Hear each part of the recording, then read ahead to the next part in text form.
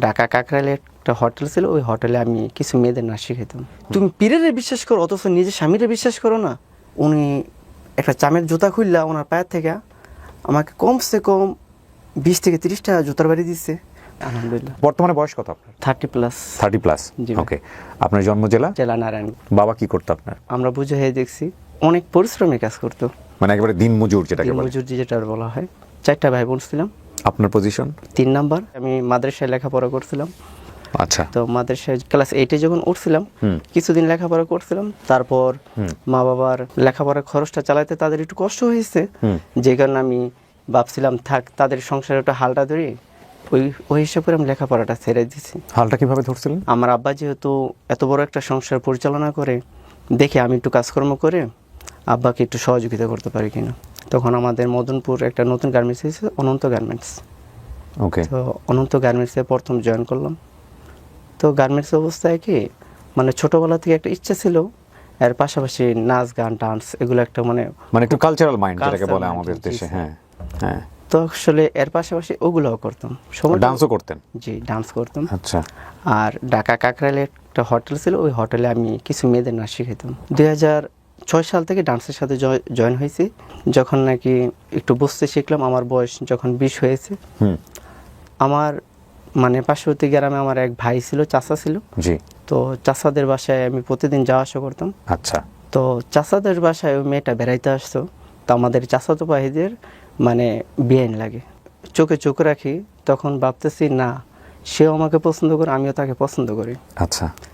বিষয়টা মানে তার ফ্যামিলির কানে চলে গেছে। অন্য একটা ছেলে মেয়েটাকে পছন্দ করতো, কে জানি ফুট করে আমার বিরুদ্ধে মানে বলেই রাব্বানি যে এখানে আসে, সেখানে একটা কারণ আছে। তো আমি আসলে প্রতিদিন এক মুহূর্ত যাইতাম শুধু তার এক নজর দেখার জন্য। এমনকি তার সাথে আমি কোনোদিন মন খুলে কথাও বলি নাই। ওই মেয়েটাকে একটা মাদ্রাসায় তাকে ভর্তি করে দিচ্ছে। তো যখন ভর্তি করে দিচ্ছে, তা আমিও ভাবতেছি যাক আমিও কাজের ফাঁকে ফাঁকে লেখাপড়াটা করব, তো মেয়েটাও লেখাপড়া চালাই যাক। এর মধ্যে কি আপনার কথা হয়েছে ওই মেয়েটার সঙ্গে আপনার? হ্যাঁ, কথা হয়েছে। কি বলছেন আপনি? কথাবার্তা হয়েছে, বলছে তুমি লেখাপড়া করে বড় হও, আমিও ইনশাল্লাহ লেখাপড়ায় নিজের পায়ে দাঁড়াই। মেয়েটা মাদ্রাসায় লেখাপড়া শুরু করে দিল। তখন থেকে আমিও মাঝে মধ্যে মেয়েটাকে সাপোর্ট করতাম আর দেখতে যেতাম ওই মাদ্রাসায়। বলতেছে কই দেখেন, আমি দেখছি আপনি আমার সাথে কোনোদিন মন খুলে কথা বলেন নাই, কিন্তু আপনার দূর থেকে যে আমাকে অনেক ভালোবাসেন, এটা আমি সাপোর্টটা বুঝি। আর মাঝে মধ্যে যে আপনি মাদ্রাসায় এসে দেখা করেন, আমি প্রতি মুহূর্তে আমি অপেক্ষা করি আপনি কখন আসবেন। তো আমি বলছি দেখো, আমি তো কাজ করি, সবসময় আসতে পারি না, তো মাঝে মধ্যে এসে তোমাকে দেখে যাবো, তোমাকে সাপোর্ট করব। আর তোমার যদি কোনো কিছু প্রয়োজন হয় আমাকে বলবা, তোমার ফ্যামিলি যদি তোমাকে চালাইতে কোনো কষ্ট হয় তো আমাকে বলবা, আমি তোমার কিছু যদি শর্ট থাকে সেটা আমি তোমাকে দিব। তো ওদিন আমাকে বললো মাদ্রাসায়, যখন আমি তাকে দেখতে গেছি, বলে মাদ্রাসায় আসছেন, একটু কথা বলা যাবে না আমার সাথে? আমি বলছি বলো কী কথা। আমাকে কথা দিয়ে যান, আমরা যখন বড় হব, আপনি যখন বড় হবেন আমাকে কিন্তু কখনো ভুলবেন না, ঠিক আছে? তোমাকে কথা দিলাম। ওয়াদা করলেন তো? সে আমাকে ওয়াদাটা করাইছে। তো এইভাবে কিছুদিন যাওয়ার পরে হঠাৎ তাকে মাদ্রাসা থেকে তার ফ্যামিলি তাকে বাড়িতে নিয়ে গেল। তো আমি তো আমাদের পাশে গেলাম, তো মাঝে মধ্যে যাই, হাঁটতে দেখি ফিরি। একদিন আমাকে ফোন করলো, সে ফোন করলো, বলল দেখো আমার ফ্যামিলি বিয়ে দিতে চাচ্ছে, তুমি কি বলো? আমি বললাম দেখো, মা বাবা যা চায় তাই মাইনা নাও। আচ্ছা। আমি জীবনের শুরু থেকে ত্যাগ করা শিখছি। দেখো, তোমার মা বাবা একটা স্বপ্ন আছে, আমি জানি, তোমাকে দেখে শুনে একটা ভালো ফ্যামিলির কাছে তুলে দিবে। আর প্লাস আমি চাই না তোমার মা বাবার মনের ভিতরে কোনো আঘাত পাক। বিয়ে হয়ে যাওয়ার পর আমি অন্য একটা কোম্পানিতে জব নিলাম। আপনার জীবনের প্রথম লাভ এটা, রাইট? জি তো স্যার। এই বিয়ে হয়ে যাওয়ার পর আপনার মানে কষ্ট হচ্ছিল না, খারাপ লাগছিল না নাকি? হ্যাঁ, অনেক খারাপ লাগছিল। সবসময় দেখেই গেছি, হ্যাঁ। কোনোদিন তার হাতটা স্পর্শ করে দেখিনি। অন্য একটা কোম্পানিতে জব নেওয়ার পরে আমাকে মালিকপক্ষরা মানে ছুটিটা খুব কমে দিত। তখন আমি মানে আমার আনন্দের যে অন্য সময়গুলো আছে, ওইসব জিনিসগুলো আমি সময় দিতে পারি না। তো মাঝে মধ্যে বাড়িতে ছুটি পাইলে আসি। তো বাড়িতে আসার পরে মাঝে মধ্যে আমি আমার আত্মীয় স্বজন যারা ফুফু টুপু লাগে তাদের বাসায় বেড়াইতে যেতাম। তো হঠাৎ একদিন আমার তখন আমাকে বলে, তো ভাইয়া তুমি নাকি যে মেয়েটাকে চয়েস করছো, সে মেয়েটা নাকি বিয়ে হয়ে গেছে। আমি বললি তুমি কীভাবে জানো? কয়েক সময় তার সাথে আমার বন্ধুত্ব ছিল। ভাইয়া তোমার একটা কথা বলবো। আমি বলছি বল। কয় তুমি তো কে পছন্দ কইরা জীবনে ওরে পাইলে না, আমি তোমার আমার একটা মনের কথা বলি। এটা এর কয়েকদিন পরে ঘটনাটা। আমি বলছি বল। আমি না তোমার অনেক আগের থেকে পছন্দ করি। যে মেয়েটা আপনাকে এই কথা বলে সে সম্পর্কে কি হয় আপনার? বোন হয় তো। মানে আপনি তো তাকে নিয়ে চিন্তাই করেন না এর আগে? জি না, জি না। এমনিতে আত্মীয় তো, মাঝে মধ্যে ওদের বাসায় যাইতাম, সবসময় ছোটবেলা থেকে ওদের বাসায় যাওয়া আসা। তুমি আমারে পছন্দ করো কখন তো আমাকে বলো নাই। বলতেছে না আমি আপনাকে অনেক আগের থেকে পছন্দ করি, তো যেহেতু আপনি আমার ভাই লাগেন আমি তো সাহস করে কখনো বলতে পারি নাই। তো আপনি যদি মনে করেন আমি তো চলে যাব, তা আসেন একটা কাজ করি, আমরা চুপচাপে মানে বিয়েটা কইরা রেখে দেই, 5 বছর পর আপনার ফ্যামিলি আমাকে ওঠাই দিব, আমাদের ফ্যামিলি আপনাকে ওঠাই দিবে, বিয়ের 5 বছর পরে বিষয়টা জানাজানি হবে। তো একদিন আমার মানে ধৈর্য মানে কান্না করা শুরু করছে, বলতেছে আমার মা নাকি আমাকে বিয়ে দিয়ে দিব, আমি তো আপনাকে ছোটবেলাতে পছন্দ করি, তো আপনি আমাকে বিয়েটা করে রাখেন, বিয়ে করার 5 বছর পরে আপনার ফ্যামিলিকে আপনি জানেন, আমার ফ্যামিলিকে আমি জানাবো। তখন হঠাৎ আমি মাথায় নিলাম, আসলে জীবনে যারে সবচেয়ে বেশি পছন্দ করলাম, ভালোবাসলাম, তাকে তো বিয়ে করতে পারলাম না। ঠিক আছে, ও যতন আমাকে পছন্দ করে, ওর মনে আশাটাই পূর্ণ হোক, তারপরে অত দেখাশোনা খারাপ না, ভালোই আলহামদুলিল্লাহ। তখন আমি বলছি ঠিক আছে, বিয়ে করার আগে আমি বিষয়টা আমার আব্বা মার সাথে আমি একটু বিষয়টা শেয়ার করি। আমার মার সাথে প্রথম বিষয়টা শেয়ার করছি, বলছে মা তোমরা যদি বলো ভবিষ্যতে আমি আমার হুবাতো বোনটাকে আমি বিয়ে করব। তো আমার মা বলতেছে ঠিক আছে, তোর বাপের সাথে আমি বিষয়টা বুঝবো। হয়তোবা আমার আব্বার সাথে বিষয়টা রাত্রিবেলা শেয়ার করছে। তারপরের দিন সকালবেলা আমার আব্বা আমাকে ডাকছে, বাবা তুমি নাকি তোমার মার কিছু বলছো? আমাকে আব্বা আপনার কাছে তো বয়াত, আমি আপনার সামনে তো কখনো বসিও না, তো মাকে আপনার সবকিছু বলে হলাইছে? বাবা তোমার একটা কথা বলি, তোমার এই সবসময় মানে তোমরা যখন থেকে বুঝর হয়েছো দেখছো তো কত কষ্ট করে তোমাদের আমরা খাওয়াই পিনতে বড় করছি, তো আমরা চাই তুমি বিয়ে করো, ভালো একটা মেয়ে দেখা করো, বা আমরা করাই যদি বিয়ে করতে ইচ্ছে করে। তো কথা হয়েছে আত্মীয়তার ভিতরে বিয়ে করো না। আচ্ছা, আত্মীয়তার ভিতরে বিয়ে করবা, এই বন্ধনটা পরবর্তীতে ফাটল ধরবো। এখন মাঝে মধ্যে যাই তাদের বাসায়, যাইতাম আসতাম, যাওয়া আসা হইতো। তখন হঠাৎ বলতেছে আপনার যে আমি পছন্দ করি, আপনি কি আমার কথাটা রাখবেন না রাখবেন না? আমি বলছি কি কথাটা বলো? বলছি আমি আপনাকে অফার করছি, আপনি আমাকে আপাতত বিয়ে করে রাখেন, 5 বছর পর বিষয়টা জানাজানি হবে।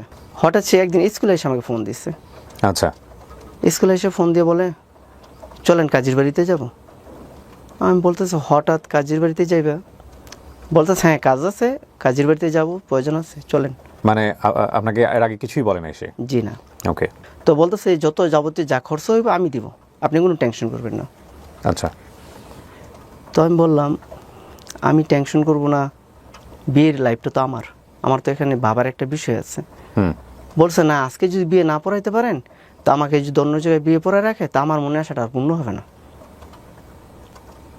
আমি বললাম আচ্ছা ঠিক আছে, তো বিয়েটা পরে রাখবো, তোমার সাথে কথা আমার এটাই ওয়াদাবদ্ধ থাকবে, আমার ফ্যামিলিকে তুমি 5 বছর আগে বিষয়গুলো জানাইও না, আর আমিও তোমার ফ্যামিলিকে বিষয়টা জানাবো না, দুইজনে পার্সোনালভাবে চুপচাপ বিয়ে করে রেখে দেবো। আপনি যখন বিয়ে করতে যাচ্ছেন তখন আপনার বয়স 20 বছর? 20.5। মানে 20 বছর হয়ে 21 বছরে পড়েছে। মেয়েটার বয়স তখন ছিল আপনার 15 হবে। 15 বছর। জি। যে কাজের কাছে আমরা গেলাম, ওই আঙ্কেল বিবাহ পড়াইতে অনিচ্ছুক, মানে ইচ্ছুক না। আচ্ছা। ওই আঙ্কেল সম্পর্কে আমাদেরই আত্মীয়তার মাধ্যমে চাচা হয়। আমি বললাম চাচা আমরা যেহেতু বিয়েটা আমরা 5 বছর পরে জানাজানি করব, আপনি আপাতত বিয়েটা পরে রাখেন, পরবর্তী দিয়ে আমাদের ফ্যামিলি আত্মীয় স্বজন সবাইকে নিয়ে আমরা কাবিনও করব। তখন বলতেছে না কাবিন ছাড়া কি বিয়ে হয়, কাবিন করলে এখন থেকে করে নাও। তো ঠিক আছে তোমার ফ্যামিলি ওর ফ্যামিলি আমি দুইটা মেনটেন করবো না, আগে দেখো দুইজনের ফ্যামিলিকে মানাইতে পারবা কিনা। ওর মেয়েটা আমাকে বলতেছে না আজকে যেহেতু আমরা আসছি, আজকে আমরা এখানে বিয়ে যদি না করতে পারি অন্য জায়গায় হলে বিয়ে করব। তো কাজী আঙ্কেল বলতেছে ঠিক আছে, তো আমি আপাতত বিয়েটা পড়ায় রাখি, তো তোমার 21 বছর পূর্ণ হইতে কিছুদিন বাকি আছে, কিছুদিন পরে তোমার বিয়েটা রেজিস্ট্রেশন করব। আমি বললাম আচ্ছা ঠিক আছে। তো আমাদের বিয়ের তারিখটা হচ্ছে 11 তারিখ 11 মাস 2010 সাল। বিয়ে করার পরে সে তার বাড়িতে চলে গেল, আমি আমার মতো আমার বাড়িতে চলে আসলাম। আপনাদের এই বিয়েতে মানে কেউ কোনো সাক্ষী ছিল না আপনার ফ্যামিলি মেম্বার? জি স্যার, আমার এক বন্ধু ছিল, আর মানে দুইটা বন্ধু ছিল, একটা বন্ধু মানে উকিল বাব যেটাকে বলা হয় ওই হিসেবে সাক্ষী ছিল, আর একটা বন্ধু পার্সোনালভাবে সাক্ষী ছিল। মেয়ের বাবা জানতো না বিয়েতে? মেয়ের বাবা কিছু জানতো না, মাও কিছু জি জানতো না? না, তার মা বাবা জানতো না, আমার নিজের মা বাবাও জানতো না।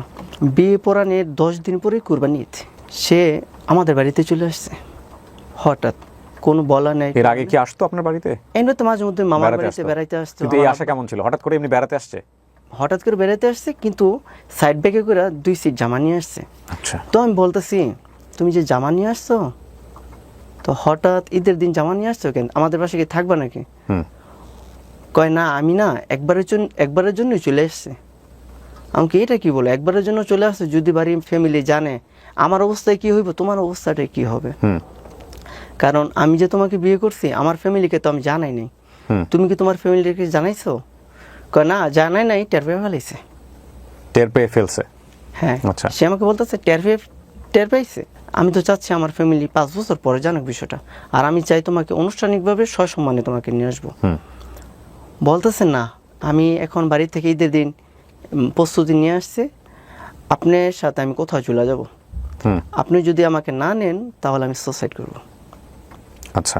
তো আপনার বাড়িতে এসে বলতেছে? আমাদের বাড়িতে এসে বলতেছে। তো আমাদের গ্রাম আর তাদের গ্রাম মানে পার্শ্ববর্তী গ্রাম, যখন বলছে এই যে মেইন রোড পার হয়ে আসছে, যদি আমাকে এখন ফেরাই দেন তো আমি মেইন রোডেই সুসাইড করব। ওকে। আমি তাকে অনেকবার ঈদের দিন, যেহেতু আমাদের বাসায় তাকে খাওয়া দাওয়া করেছি, আমি অনেক পার্সোনালভাবে তাকে আমার রুমে নিয়ে অনেকবার সুন্দরভাবে বুঝাইছি। আমাকে দেখো, তুমি এইভাবে পাগলামিটা করো না, যদি এইভাবে পাগলামি করো, আমারও একটা কাজের লাইফ আছে, আমি চাইতেছি নিজের পায়ে দাঁড়াইয়া তোমার সাথে আমি মানে ভালোভাবে ঘর বাঁধবো। সে বলতেছে না, আমার কথা একটাই, আমি যেটা বলবো সেটাই করবো, নয়তো আমি সুসাইড করব। হঠাৎ মাথায় আসলো, আমার বড় ভাই বিয়ে করার পরে উনি মিরপুর থাকতো, মিরপুর 10-এ শেওড়াপাড়া, ওইখানে থাকতো। আমি তাকে নিয়ে ঈদের দিন ওই মিরপুর চলে গেলাম। আচ্ছা। তো ভাবি তো ওকে চিনে ভালো কইরা, তো ভাবি মনে করছে তাকে নিয়ে আমি ভাবির বাসায় বেড়াইতে আসছে। তো ভাবি বলতেছে, কিরে ভালো আছোস? আমাকে ভাবি ভালো আছি। কয় মানে আমার ওয়াইফের নাম তো, বলতেছে তুই তুই একবার বউ সাজা নিয়ে আইসস, কর যে বউর মতন দেখা যায়। আমি কই ভাবি, তোমার সাথে বিষয়টা আমি খুইলা বলতেছি, আগে পানি দাও, পানি খেয়ে নি। তো আজকে সত্য কথাটা বলে দিই, হয়তো বা কি সাথে কি হয়ে গেছে আমি বুঝতে পারতেছি না। তো আমরা চুপচাপে বিয়ে করে রাখছি, চাচ্ছিলাম তোমাদের জানায় শোনা 5 বছর পরে আনুষ্ঠানিকভাবে আমরা বিষয়টা তাকে ওঠায় নিয়ে আসবো। এখন ভাবি, সে তো আমাকে চাপ দিয়ে আজকে তোমাদের বাড়িতে নিয়ে এসে পড়ছে। এখন আমার ফ্যামিলি যদি, আমার বাবা যে রাগী মানুষ, খুব সহজ সরল, খুব রাগীও, উনি যদি জানে আমি বিয়ে করে ফেলেছি, এখন হঠাৎ ভাবি আমাকে মারিয়ে ফেলাইবে, আমার তুমি সামলাও যেভাবে পারো। তো ভাবি আবার আমার ভাইকে ফোন দিল, বলতেছে তুমি কোথায়? আমি বাইরে আছি। তোমার ছোটো ভাই আসছে, সাথে শান্তা আসছে, তো তুমি যেখানে আসো বাড়িতে আসো। তো ভাইয়া যখন বাড়িতে আসছে, ভাবি ভাইয়ের সাথে বিষয়টা শেয়ার করলো, বলল দেখো হয়তো এই কাজটা করে ফেলাইছে, এখন কি করা যায়? এখন ভাই বলছে, ঠিক আছে, ছোটো ভাই যেহেতু ভুল করে ফেলাইছে, যেভাবে সমাধান করা লাগে সেভাবে সমাধান করব। বিয়ের কতদিন পরে ঘটনা এটা? বিয়ের 10 দিন পর। মাত্র 10 দিন? যেখানে 5 বছরের কমিটমেন্ট ছিল, সেখানে 10 দিনের দিন সে আমার বাড়িতে উঠে গেছে স্যার। আপনার দোষগুলোও বললেন? জি জি, যেগুলো একপাক্ষিক বক্তব্য, তো এগুলোতে দেখা যায় শুধুমাত্র যে অপর পক্ষের দোষ আসে। হ্যাঁ, আপনার নিজের দোষগুলো বলেন, কোনো কিছু লুকাই না, ঠিক আছে? হ্যাঁ, সব সময় নিজের অপরাধ। আর এখানে একটা জিনিস মনে রাখবেন, আমাদের ডিসক্লেমারে কিন্তু স্পষ্টভাবে বলে দেওয়া আছে, যে কোনো লাইফ স্টোরিতে যে কোনো একজন বক্তব্য দিচ্ছে মানে এটা একপাক্ষিক বক্তব্য, সুতরাং এই বক্তব্যকে কোনোভাবে এভিডেন্ট হিসেবে নেওয়া যাবে না। এবং যখন কোনো একজন মানুষ, আমি যদি আমার নিজের লাইফ স্টোরি বলি, দেখবেন যে আমি আমাকেই হিরো বানানোর চেষ্টা করবো, আর আমার জীবনে কোনো দোষ নাই, সব দোষ আমার সারাউন্ডিংয়ের। বিষয়টা এরকমই হয় গল্প বলার ক্ষেত্রে, বাট সেদিক থেকে এটাকে সম্পূর্ণ নিউট্রাল স্টোরি বলা যাবে না, কখনোই সেটা সম্ভব না। জি বলেন। তারপরে তো ভাইয়া যে ফ্ল্যাট বাসাটায় থাকতো, ওই ফ্ল্যাট বাসাটা ভাইয়া দেখাশোনা করতো। ভাইয়া ওই ফ্ল্যাট বাড়িটার দেখাশোনার দায়িত্বে ছিলেন। তো ওই ফ্ল্যাট বাড়িটা প্রায় 11 তলা ছিল। তো ভাইয়া তো নিচতলায় থাকতো, ভাবি নিচতলায় থাকতো। ঠিক মাগরিব সময় সে ছাদে যেয়ে উঠছে। তো ভাবি বলতেছে, যেহেতু বিয়ে করছো নতুন বউ, এই মাগরিবের সময় তার ছাদে থেকে নামাও, আর ছাদে যেহেতু বাউন্ডারি নাই, হঠাৎ যদি মাগরিবের সময় পুরো টুরে যায় বিপদ হবে, তার মাগরিবের সময় তার ছাদে থেকে নামাও। এখন তাকে আমি বললাম, তুমি ছাদে থেকে নেমে আসো। বলতেছে কয় যতক্ষণ আমার মনে চাইবো ততক্ষণ আমি সাথে থাকবো, তোমারটা তুমি নিজে নিচে যাই বসে থাকো। মানে আপনি এমন কি বলছেন যে সে ছাদে উঠে গেছে? না কিছু বলা রাগারাগি কিছু হয় না? জি না কোনো রাগারাগি হয় না। তারপর তখন আমি মানে মনে মনে একটা জিনিস ভাবতেছি, আজকে তার আমার প্রথম সাক্ষাৎকার, সে আজকে প্রথম দিনে আমার সাথে তেরামি করতেছে, মানে আমার ভিতরে কেমন জানি খুব কষ্ট লাগতেছে। তখন মানে ওরা বারবার বুঝিতেছি, প্লিজ চলে আসো, নিচে আসো, যদি তোমার কিছু কষ্ট থাকে বা কোনো কিছু বলার থাকে বাবির সামনে এসে বলো, বা আমার যদি কোনো ভুল ভ্রান্তি থাকে তুমি বাবির সামনে এসে বলো। কয় না ভাবতেছি বাড়ি থেকে আমাকে মানে খুঁজবো, আমি তো বললে আসিনি। আমাকে ঠিক আছে, বাড়িতে আমি বাবির সামনে যাই, বাবিরে দিয়ে আমি তোমাদের বাড়িতে ফোন দেওয়া হইতেছি তোমার যাতে না খুঁজে। তখন তারপরও সাদে থেকে নামে না, প্রায় এশারের সময় হয়েছে, তখন অনেক বুঝে শুনে তাকে সাদে থেকে নামাইছে।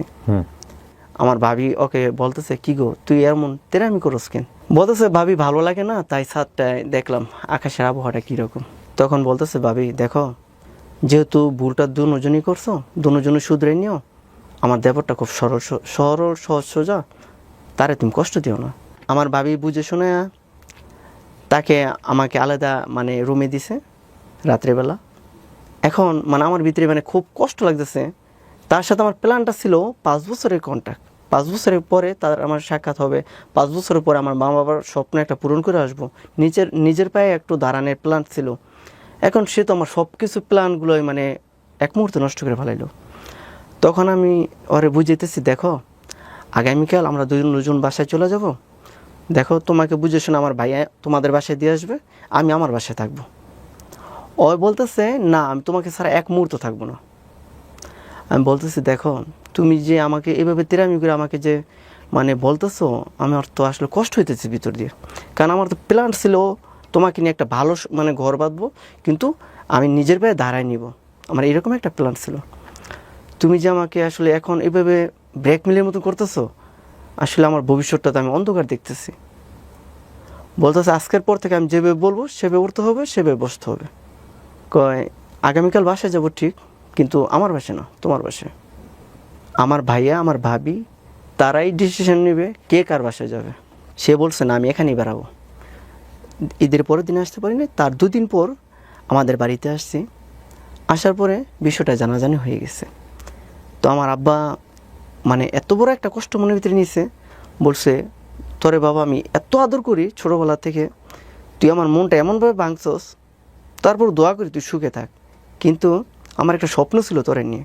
আপাতত মেয়েকে বাসায় যাইতে বল, বিষয়টা আমরা মুরব্বীরা বইসা দেখতেছি। তো আব্বার চোখের পানিগুলো দেখে ওই দিন অনেক কষ্ট লাগছে। ওই মেয়েটা আমাদের বাড়ি থেকে তারপরও যাইতে রাজি না, বলতেছে না এখন যদি আমি আমাদের বাড়িতে যাই আমাদের ফ্যামিলি আমার মা আমাকে মারধর করবো। আমি বলছি দেখো আমার বাবা মা এনবিতে মাইনা নেয় না, আমার ভাইয়া ভাবি বুঝে শুনে অনেক কষ্টের পরে তাদেরকে একটু আয়াতে আনছে। আমার বাবার চোখের পানিগুলো তো তুমি আজকে দেখছো, আমার বাবা আমার চোখের সামনে জীবনও চোখের পানি ফালায় নেই, তো তুমি প্লিজ বাসায় যাও। অনেক বুঝে শোনানোর পরে বাসায় গেছে, কিছুদিন পরে তাকে ওঠাই দেবে, মানে একটা ছোটো অনুষ্ঠান করে তাকে আমার কাছে ওঠাই দেবে। ওঠাই দেওয়ার কিছুদিন আগে সে আবার আমার বাসায় চলে আসছে। সে বলতেছে কয় না আমাদের ফ্যামিলির কোনো অনুষ্ঠান করার দরকার নেই, খরচপাতি করার দরকার নেই, আমি এমনিতেই তোমার বাসায় চলে এসে পড়ছে। আমি বলছি দেখো তুমি তো নিয়মকানুনগুলো ভঙ্গ করতেছো, এটা সুন্দর হয় না। 2 জনের বাসায় অনুষ্ঠান হবে, আমি বরযাত্রী সাহায্যে তোমার নিয়ে আসবো, সুন্দর একটা আনুষ্ঠানিকভাবে ওঠাই দিব। সে আর অনুষ্ঠানটা করতে দিল না আমাদের। 2 দিন পর যখন বাসায় আইসা পড়ে আমার আব্বা মা বলছে ঠিক আছে ওর কথাই সবসময় থাক। তো 2-3 মাস পর সে প্রেগনেন্ট হলো। যখন বাচ্চা হয়েছে তো তার সাথে আমার একটা প্ল্যান ছিল, আমি দিনের রাস্তায় একটা চিল্লা দিতে যাব। যখন নাকি আমি 48 দিন পার করে আমি আমার বাড়িতে ফিরলাম, তখন স্যার হঠাৎ মানে আমি চিল্লা যাওয়ার আগে যেরকম একটা সুন্দর ভালো ব্যবহার দেখছি, হঠাৎ মানে দেখি তার মানে একটা রং ব্যবহার হয় চলে আসছে তার ভিতরে, ব্যাপারটা চেঞ্জ হয়ে গেছে। যখন আমি বাড়িতে আসছি তাকে আমি বলতেছি দেখো তুমি তো অনেক সুন্দর করে আমার সাথে কথা বলতা, এখন হঠাৎ ব্যবহারটা এভাবে রং করতেছো কেন? কই দেখেন মনে কিছু নিয়েন না, আপনি তো চিল্লে যান নাই, আপনি বিয়ে করে অন্য জায়গায় যে সময় কাটাইছেন এটা আমি জানি। সন্দেহ করেছে আপনাকে, একটা সন্দেহ করেছে। আমি কই দেখো আমি তো আমাদের দেশের মানুষের সাথে সবার সাথে চিল্লে গেছি, আমাদের অনেক ব্যবসায়ীদের সাথে চিল্লে গেছি। তো তুমি এক কাজ করো, সব ব্যবসায়ীদের জিজ্ঞেস করো, ময়মুরব্বীদের জিজ্ঞেস করো, একটু যাচাই বাছাই করো আমি গেছি কিনা, বা আল্লাহ রাস্তা থেকে আইসা তো কি মিথ্যা কথা বলে না। আমি সত্যিই চিল্লে গেছিলাম। অগবাড়িতে একটা বন্ড পীর আসলো, ওই বন্ড পীরটারে আমি বলছিলাম চলেন মুরব্বী নামাজ পড়বেন। উনি রাগ করে ফেলেছে আমার সাথে সাথে সাথে। আমি যখন বলছি চলেন নামাজে যাবেন, উনি আমাকে বলতেছে নামাজ পড়লে গেলে সব হয়, শুয়ে শুয়ে জিকির করে জুমার নামাজে বেশি সব পাওয়া যায়। আমি কি কথাটা আপনি একদমই রং বলছেন, জুমার নামাজ বিতর্ক হয়েছে তার সঙ্গে আপনার। হ্যাঁ, তারপর দুই কথা তর্ক বিতর্কের পরে তুমি যে বিয়ে করে আসছো আমার সাথে তর্ক বিতর্ক করতেছে। আমি বিষয়টা জানি, আমাকে পীরে সব দেখছি এগুলা। এই পীর সেই পীর? জি। ওকে। তুমি পীরের বিশ্বাস করো অথচ নিজের স্বামীরে বিশ্বাস করো না, আপনি আমার বাসা থেকে চলে যান। তখন জামাত থেকে আসছে তো 2-1 দিন পর পর শুধু খালি বাচ্চাটা দেখতে মনে চায়, যেহেতু আমার ছেলে বাচ্চা তখন কোথায়? আমার ওয়াইফের দ্বারে। আমার ওয়াইফ তখন শ্বশুর বাড়িতে, ওকে। বাচ্চা হওয়ার পরে শ্বশুর বাড়িতে ছিল। যখনই মনে চাই তো বাচ্চাটা দেখতে যেতাম, তখনই আমার সাথে খারাপ ব্যবহার করে। আমাদের পীরে স্বপ্নে দেখছে। আমাকে কি স্বপ্নে দেখছে তোমাদের পীরে? আমাদের পীরে স্বপ্নে দেখছে আমার এই বাতে এই কাপড়ে দিন যাবে না, আপনি এক কাজ করেন, আপনার রাস্তা আপনি দেখেন, আমার রাস্তা আমি দেখব। আমাকে শোনো, তুমি যে পীরের কথাটা বিশ্বাস করলা, পীরে কি এরকম স্বপ্ন দেখে এত ভালো পীর এটা পারে না তোমার আমার সম্পর্কটা আরও গভীর করে জোড়াই দিতে, সেটা পারে না। তখন আমাদের গার্জেনকে দিয়ে চাচ্ছি তাকে আমাদের বাড়িতে নিয়ে এসে পড়ার জন্য। আমি বলছি না, ওইখানে তো আমার ওয়াইফ থাকলে তো দেখা যায় দিনের পর দিন চেঞ্জ হয়ে যাচ্ছে, সে আসবে না। গার্জেন 1-2-3 মাথায় যেয়ে তাকে অনেক বুঝে শোনায় আমাদের বাড়িতে নিয়ে আসছে। প্রতি রাতে আমার একটা কথাই খালি কানের ভিতরে আওয়াজ করে, আসলে না তোমার সাথে না আমার সংসার টিকবে না। আগে যদি তার সময় একটু কম দিতাম, তখন থেকে আমি সময় তাকে বেশি দিতাম। আমার বাচ্চা হওয়ার পর থেকে তুমি যা চাইবে তুমি তাই পাবে, তুমি বাচ্চাটার মুখের দিকে তাকায় সংসারটা যাতে না ভাঙে ওই দিকে একটু খেয়াল রাখো প্লিজ। পীরে যে স্বপ্ন দেখছি, আমাদের ফ্যামিলিতে সবাই পীরেকে খুব মানে, আর পীরের কথাটা আমাদের ফ্যামিলি কেউ ফালাইতে পারবো না।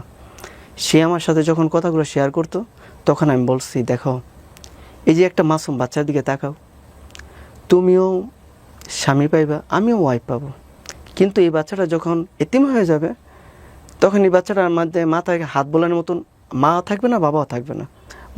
সপ্তাহে 2 দিন আমাদের বাসায় থাকলে 4 দিনই ওদের বাসায় থাকে। আমি 2 দিন পর পর বাচ্চাটা দেখতে যেতাম। ভাই এত খারাপ ব্যবহার করতো, যেগুলো আসলে একটা পুরুষ হিসেবে একটা স্ত্রীর কাছে কখনই আশা করে না। যখনই যাইতাম তখনই চোখের পানিগুলো ফালাই আসতাম, বলতাম দেখো আমার এমন একটা মাসুম বাচ্চার সামনে তুমি আমার এইভাবে গালাগালি করো, কথাবার্তি বলো। একদিন তার ফ্যামিলিকে জানালাম, দেখেন আম্মা আপনার মেয়ে আমার সাথে কীভাবে খারাপ ব্যবহারগুলো করে। কমই করে, বলতেছে তোমারে যাইতে বলছে। ভাষা হয়েছে আমাদেরই সম্পর্কে, আত্মীয়তার ভিতরে আমার এক চাচু লাগে, উনি একটু প্রভাবশীল মানুষ। আপনাকে যেতে বলছে? আপনার স্ত্রী বলেছে? আমার স্ত্রী বলছে। এখন আমার স্ত্রী যে আমার বিরুদ্ধে যে সে যে ওখানে নালিশ করে আসছে সেটা আমি জানি না। বললাম কাকা আপনি নাকি আমাকে ডাকছেন? বলতেছে হ্যাঁ তোমার ওয়াইফ তো অভিযোগ দিয়ে গেছে, তুমি নাকি তাকে খুব টর্চার করো। আমি বলছি না কাকা, এটা তো মিথ্যা অভিযোগ দিয়ে গেছে। ঠিক আছে, তোমার আব্বা আম্মুরে আর ওর আব্বা আম্মুরে দুজন রে, তোমাদের ফ্যামিলি মুরব্বীদেরকে একান্ন করে আমাকে ডাকবা। তখন ডাইকা সব জিজ্ঞেস করছে, তোমার মেয়েরা নাকি খুব টর্চারিং করে, তো ওর মেয়ে তো আমার কাছে এসে বিচার দিয়ে গেছে, এখন কোনটা সত্য মিথ্যা এই জিনিসটা যাচাই করার জন্য তোমাদের দোনো পক্ষকে ডাকা হয়েছে। চাচু অনেক ভালো, তো আমাকে ডাক দিয়ে বলতেছে এই নাও তোমাকে দিলাম 5,000, মেয়েকে দিলাম 5,000, এই যে আমি আজকে বিচার করলাম, উভয় পক্ষ 2জনকে 10,000 টাকা দিলাম, 2 ফ্যামিলি 2জনকে দাওয়াত করে আইন না, দোনো ফ্যামিলি খাওয়া দাওয়া করে সুন্দরভাবে মিলমিশভাবে খুব সুন্দরভাবে চলবা। তো চাচুর বিচারগুলো খুব সুন্দর। তখন আমরা দোনো ফ্যামিলিকে দাওয়াত করে আবার খাওয়াইলাম। খাওয়ানোর 2-4 দিন পরে ওই চাচুর কাছে কাকার কাছে আমার ওয়াইফ যে আবার বিচারে দিছে, বলতেছে তোমার যাইতে বলছে তুমি দেখা করবা। বলতেছে কাকা কয়েকদিন আগে আমাদের বিচার আচার করলো, তারপরে খুশিয়া তোমাকে আমাকে 10,000 টাকা দিল, আজকে আবার কেন যেতে বলছে? আমার মনে ভিতরে খুব খারাপ লাগতেছে, কাকা কেন আমাকে যেতে বললো? সে উল্টাপাল্টা কী বললে আসলো কাকার কাছে যায়। আমি যখন কাকার বাসায় গেছি, দেখি উনি একটু বিজি কাজ করতেছে উনি বাসায়। বললাম কাকা আপনি নাকি আমাকে আসতে বলছেন? তো ওনার সামনে যখন আমি যা দাঁড়াইছি, উনি একটা চামের জুতা খুললা ওনার পায়ের থেকে আমাকে কমসে কম 20 থেকে 30টা জুতার বাড়ি দিচ্ছে, কোনো জিজ্ঞেস করলো না। আমি না মানে জুতার বাড়িগুলো খাইয়া মানে অকর্মা ঠকে গেলাম সবার সামনে? আশ্চর্য, মানে ওনার বাড়ির ফ্যামিলি মেম্বারদের সামনে, সবার সামনে যখন জুতা দিয়ে বাইরে এলো না, আমি মানে আশ্চর্য গেলাম। বললাম কাকা আপনি তো আমার অনেক আদর করেন ছোটোবেলার থেকে, ডাক খোঁজ দেন, কাকা আপনি আমার মারলেন কারণটা কি? কয়েকদিন আগে তোর বিচার আচার করে তোকে 10,000 টাকা দিলাম, দোনো পক্ষের দাওয়াত করে খাওয়াবি, আবার ওয়াইফরে কেন কষ্ট দিস? তখন আমি বলছি কাকা আপনি যে আমার জুতা দিয়ে এতগুলো বাড়ি দিচ্ছেন, আমার মনের ভিতরে কাকা কোনো কষ্ট নেই, কিন্তু আমার একটা কষ্ট কাকা, আমার জানতে ইচ্ছে করতেছে কেন আমারে মারছেন। তখন বলতেছে তোর ওয়াইফরে নাকি তুই খাওয়া পিন্তার কষ্ট দিস, এই অভিযোগটা আমার কানে দিয়ে গেছে। আমি বলছিলাম কাকা আপনি উভয় পক্ষ দুজন থেকে যাচাই করে তারপর বাড়িটা দিলে আমার গায়ে লাগলিল না। তো উনি আবার আমার পরবর্তী দিয়ে আমাকে মাথা হাত বলে দিয়ে বলতেছে ঠিক আছে তোর ওয়াইফের কথা শুন না, কাজের ব্যস্ততার মাঝে মাথাটা ঠিক ছিল না, তোরা ডাইকাই না তোর জোতাদা বাড়িগুলো দিলাম। পরবর্তী বলতেছে তুমি এইগুলো কেন চাষের কাছে মিথ্যা কথা বলে আমাকে জোতাদা বাড়ি খাওয়াইছো? কয় তুমি আপোষ আমাকে ছাড়ো না, আমার তো তোমার সাথে তো পোল্ট্রি লুতি হইব। আমি কই এইভাবে মানুষের দিয়ে অপমান করাইবা, মানুষের দিয়ে জোতার বাড়ি খাওয়াইবা, আমি কি অপরাধ করছি? আমি তো তোমার দিন রাত বুঝাইতেছি আমার সন্তানটা এতিম হয়ে যাবে দেখে তোমার কাছে আমি সবসময় ছোট হইয়া থাকি, আর তুমি আজকে এলাকার একটা মান্যগণ্য ব্যক্তির দিয়ে এইভাবে আমার অপমান করাটা তোমার একদম ঠিক হয় না। তারপরও সন্তানটার দিকে তাকায় ভাইয়া আমি সব কিছু মাইনা নিই। আমার আব্বা বলছে যত কষ্টই বাচ্চাটার কোনো জিনিস যাতে এতিম না হয় ওদিক সবসময় ফলো করবি। এই ঝগড়ার পর থেকে আমি একটু কম যাই তাদের বাসায়। তো একদিন আমার ছেলেকে আমি রাত্রিবেলা দেখতে গেছি, সে এমন মানে নোংরা ভাষায় কথাবার্তাগুলো বলতেছে, জঘন্য ভাষায়। আমার মা বাবার তুলে যখন আমার গালি দিছে আমি নিজের স্যার তখন মানাইতে পারিনি। তখন বলতেছে লজ্জা শরম থাকলে আর কোনো দিন তুই আমার দরজাতে আসবি না। আমি বলছি দেখো লজ্জা শরম যদি আল্লাহ পাক আমার দিয়ে থাকে আর কোনো দিন তোমার দুয়ারে আমি আসবো না। সে আমার বলতেছে কালকে সকালবেলার ভিতরে তোর আমি তালাক লেটার পাঠাই দেবো, তুই কখনো আমার বাসায় আসবি না। কালকে সকালে তোমার দিতে হবে না কষ্ট করে, আজকে রাত্রির ভিতরে আমি তোমাকে তালাকনামা দিব। আমি ওই রাত্রির ভিতরে তালাকনামা লেটার লিখলাম, তার অপমান সহ্য না করে। কাজী অফিস থেকে আপনি নিজে দিচ্ছেন? জি, কাজী অফিস থেকে কোর্টে থেকে পাশ করাই না, পরবর্তী দিন তালাকনামার লেটার পাঠাই দিচ্ছে তার কাছে। তালাক দেওয়ার 12 দিন পরে মানে আমার নিজের থেকে আমি উদ্যোগ নিচ্ছি, সে আপুস বসতেছে না, তালাক পেপার সে যেহেতু গ্রহণ করছে, আমি নিজের টেনশন কমানোর জন্য অন্য একটা মেয়ে নিয়ে আমি নিজের লাইফটাকে সাজাবো, তার আশা আমি বাধা দিব। আচ্ছা, তার তালাক আমি তাকে তালাক দেওয়ার 12 দিন পরে 12 দিন পরে আমি নোয়াখালীতে গেছি, মানে ওইখানে আমার আত্মীয় নিয়ে গেছি, আমার বড় ফুফুকে নিয়ে গেছি। বলছে ফুপু নোয়াখালী বেড়াইতেও যাবো এক আত্মীয়র বাসায়, ওইখানে একটা মেয়ের কথাবার্তা শুনছি, তো ওইখানে যদি মেয়েটা পছন্দ হয় আমি বিয়ে করে ডাইরেক্ট বাড়িতে নিয়ে আসবো, তার যে প্রাপ্ত তার আমি দিয়ে দিব, কিন্তু আমার নিজের জীবনটা আমি সাজাবো, তার জন্য উপরে কষ্ট করে আমি নিজের জীবনটা নষ্ট করতে চাই না। তালাক দেওয়ার 12 দিন পরে আমি যখন বেড়াইতে গেছি নোয়াখালী, বেড়াইতে যাইয়া যে ফ্যামিলির মেয়েটাকে আমি দেখা চয়েস করছি, ওই ফ্যামিলির মেয়েটা আমাকে দেখে চয়েস করছে। আর ওই ফ্যামিলির মেয়ের মা বাবার একটা ইচ্ছা ছিল ঢাকার ছেলে কাছে তার মেয়ে বিয়ে দিবে, ওইখানে বিয়ে পড়াইলাম। যেদিন দেখতে গেছি তার আপনি আপনার প্রথম স্ত্রীকে তালাক দেওয়ার কতদিন পরে বিয়ে 12 করেন? দিন পরে স্যার। তালাক তো অ্যাক্টিভই হয় নাই। জি, এখন আসলে এই বিষয়টা আমি আবার জানি না, ও, তখন তালাক আপনি জানেন না? মানে 3 মাস সময় লাগে অ্যাক্টিভ হইতে। 3 মাস 13 দিন। আচ্ছা, এখানে খুব সেন্সিটিভ একটা স্টোরি আজকে আসতেছে, কয়েকটা বিষয় খেয়াল করবেন। একটা হচ্ছে তালাক যে অ্যাক্টিভ হয়নি, এটা একটা প্রথম কথা।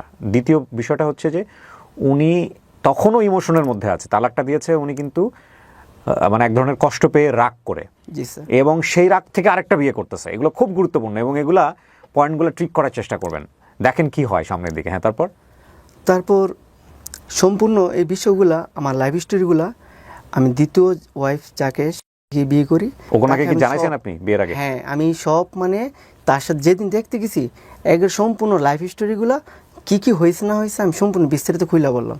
ও মেয়ের আম্মুকে বলতেছে মা উনি না অনেক ভালো, ওনার কাছে আমি বিয়ে বসবই, যত কিছু হয়েছে যত জ্বর তুফান আসুক আমি এগুলো মেনে নিব। তখন মানে ওর ফ্যামিলি আমার কাছে বিয়ে দেওয়ার জন্য খুবই একমত। তো বিয়ে করে ফেললেন? জি, 12 দিনের মাথায় আমি তাকে বিয়ে করে ফেললাম। ওকে। বিয়ে করার পরে 4 দিন ওই নোয়াখালীতে আমি ছিলাম। তো আমি 4 দিনে আমি বাকি জনম যতদিন আল্লাহ পাক আমাকে বাঁচা রাখে এই 4 দিনের ভালোবাসা তাদের আমি ভুলবো না। সত্যিকারের মন সত্য, সত্যিকারের ভালো মানুষ ওই মেয়েটার ভিতরে, আমার দ্বিতীয় ওয়াইফের ভিতরে আমার জীবনের ভালো নারীদের একটা মন সত্য জিনিসটা তার ভিতরে আমি পাইছি। ওই 4 দিন জি, তারপর ওদের বাসায় বললে আসলাম, দেখো আমি একটু বাড়িতে যাই, ওই বাড়ির একটু যাই জামালাগুলো শেষ করে আনুষ্ঠানিকভাবে তোমাদেরকে আমি বাড়িতে নিয়ে যাব। হুম যখন আমি আসছি, আসার কয়েকদিন পরে বলতেছে আমার প্রথম ওয়াইফ এটা নালিশে বসবে। ঠিক আছে, ভেরি গুড, নালিশে বসো, তোমার যে প্রাপ্ত দেনমোহর আমি সেটা দিয়ে দিব। হুম এখন বলতেছে 7 লক্ষ টাকা দিতে হবে। আমি বলছি না, আমার তো দেনমোহর তো মাত্র 60,000 টাকা, হুম তো যেটা প্রাপ্ত সেটা দিন। তখন আমি আবার কি স্যার ব্যবসা বাণিজ্য কইরা মানে নিজের ভবিষ্যৎ কিছু করার জন্য ব্যাংকে আমি প্রায় 3 লাখ 3.5 লাখের মতো টাকা জমাইছিলাম। হুম তো এখন আমি বলতেছি না, যদিও 60,000 টাকার বেশিও যদি লাগে, 1 লাখ টাকাও লাগে, অগবাড়ির যে মেম্বার ছিল ওই মেম্বারকে আমি বিষয়টা অভিযোগ করলাম, যদি 1 লক্ষ টাকা লাগে এটা বিষয়টা বৈশাখ মীমাংসা করে দিন, আমি চাই না এই প্যারাটা আর মাথায় রাখতে। ওকে এখন মেম্বার সাহেব বলতেছে না এই টাকা হবে না, তো সে তো তোর বিরুদ্ধে মামলা করব, মামলায় যা রায় হবে সেটাই মাথা পাইতে নিতে হবে। কথাটা বলার তার 2 দিন পরে সে আমার বিরুদ্ধে মামলা করছে, নারী নির্যাতন যৌতুকবিহীন মামলা। মামলার কাগজটা স্যার আপনার ফটো দেওয়া হয়েছে। আমার কাছে আছে। ওকে, হ্যাঁ বলেন তারপর। যখন কোর্টের মধ্যে হাজিরা দিতে গেছি স্যার, তখন আমার উকিল আমাকে কাঠ করে দাঁড় করাইছে। আমার উকিল শুধু একটা কথাই বলছে, তুমি ম্যাজিস্ট্রেটে বলবা তোমার ওয়াইফকে তুমি ভাত খাওয়াইবা। আমি বলছি ঠিক আছে, আপনার যেভাবে বলছেন আমি সেভাবে বলবো, আমি তাকে ভাত খাওয়াবো, কারণ আমি তো রাগের বছর তাকে তালাক দিচ্ছি। তখন তার উকিল বলতেছে ওকে আমি শারীরিকভাবে অনেক নির্যাতন করি, ওরে অনেক মারধর করি, অনেক টর্চার করি। তো এইরকম একটা কাঠগড়ে আমাদের এইরকম তর্ক বিতর্ক চলতেছে। আমি শুধু খালি ম্যাজিস্ট্রেটের মুখের দিকে তাকে একটা কথা উচ্চারণ করছি, স্যার আপনি যদি তদন্ত করে যদি ইনকোয়ারি করে যদি আমার বিরুদ্ধে কোনো খারাপ কিছু পান, যে শাস্তিটা দিবেন আমি সেই শাস্তিটা মাথা পাইতে নিব। একটা কথাই উচ্চারণ করলো, বললো তুমি কি তোমার ওয়াইফ নিয়ে সন্তান নিয়ে কি সংসার করতে ইচ্ছুক আছো? আমি বলছি স্যার ইচ্ছুক না, তার জন্য আমি জীবনটা দেওয়ার জন্য চেষ্টা করছিলাম, কিন্তু তার সাথে আমি রাগ অভিমান কইরা সহ্য না করতে পারা, তার ব্যবহার সহ্য না করতে পারা, আমি তার রাগ অভিমানে তার আমি ডিভোর্স করছি। এখন আপনারা যদি আমার ওয়াইফ সন্তান আমার হাতেও দেন, আমি অবশ্যই তাকে ভাত খাওয়াবো আমার সন্তানের দিকে তাকায়। আমার বাবা বলছে যতই জ্বর তুফান আসুক সন্তান রেতিম করবো না। তখন ম্যাজিস্ট্রেট আমার ওয়াইফকে আমার সন্তানকে আমার হাতে তুলে দিল। এখন সে আসতে রাজি না, সে বলছে না জেল খাটাইতে হইব, তারে সাজা দিতে হইব, সে বিশাল ভুল করছে। এখন ম্যাজিস্ট্রেট একটা কথা উচ্চারণ করছে, না যাচাই বাছাই করে দেখছি, ইনকোয়ারি করে দেখছি অনির্দোষ। এখানে স্যার আপনাকে একটা কাগজ দিয়েছে, চেয়ারম্যান মেম্বারও আমাদের বিষয়টা মানে অনেক যাচাই বাছাই করে দেখছে। তো যখন তুলে দিচ্ছে আমার বাসায় নিয়ে আসছে, আবার পলাই স্যার চলে গেছে, কাপড়লতা আনার কথা বললা, বলতেছে কাপড়লতাগুলো নিয়ে আসি, এ কথা বলে চলে গেছে। আমার সাথে সে কোর্টে হাজিরা দেয়, কিন্তু আমার বাসায় সে বাস করে না। আচ্ছা, তো আপনার দ্বিতীয় স্ত্রী কোথায় তখন? আমার দ্বিতীয় স্ত্রী তখন নোয়াখালী। সে জানে যে এগুলো হচ্ছে? হ্যাঁ, আমার ওয়াইফ সেগুলি তার সাথে ফোনে যোগাযোগ হয়েছে, সে জানে এগুলো। হ্যাঁ জানে। তারপর তখন আমার দ্বিতীয় স্ত্রী আমাকে একদিন সে তার বাড়িতে ডাকলো, বলতেছে শোনেন তাপু, যেহেতু তোমার প্রথম ওয়াইফ সে অনেক ভালো, তো এক কাজ করো, সে যদি খাইতে চায় আমি বিষয়টা মাইনে নিব, তুমি তোমার সন্তানটা এতিম করো না, তুমি প্রয়োজন আমি তারে মাইনে নিব, তুমি দেখো ওরে বুঝে শোনা, যদি আমিও খাবো সেও খাবে, যদি তুমি ম্যানেজ করে নিতে পারো তারে এই অফারটা করো। তখন আমি শান্তাকে আমার প্রথম ওয়াইফকে তারে অফার করলাম, দেখো যাই দুইজনের ভিতরে হয়েছে, দেখো প্রথম দ্বিতীয় ওয়াইফ যেহেতু বলতেছে, প্রথম ওয়াইফ রাজি না, বলছে না আমি রাজি না, আমারে টাকা দিয়ে দাও আমি কেটে যাবো 7 লাখ। 7 লাখ।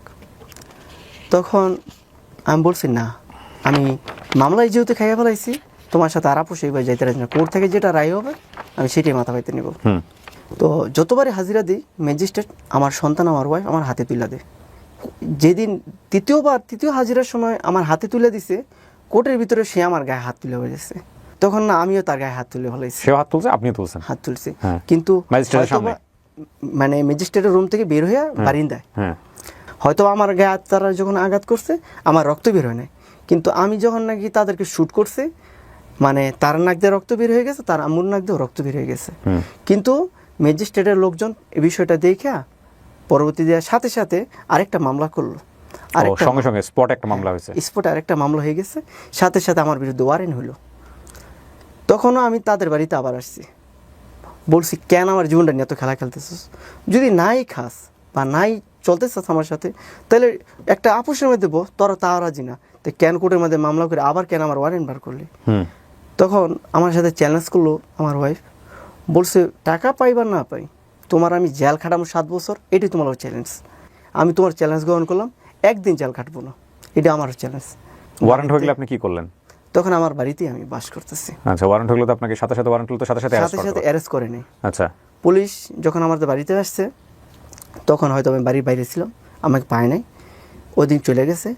তারপরের দিন শুক্রবার দিন যখন সকাল সময় আমার আব্বা দোকানে গেছে, তখন আব্বা আর আমি দুইজনে মিলে মতি দোকান চালাই। দুপুরবেলা জুমার নামাজ পড়ে আসছে, উনি খাওয়া দাওয়া করবে, তো ওই সময় পুলিশ আইসা, মানে আমার আব্বারই মামাতো ভাই সাথে আসছে, আমার আব্বাকে ধরাই দেওয়ার জন্য পুলিশের কাছে। ও মামলার আসামি আপনার বাবাও ছিল? আমার বাবা।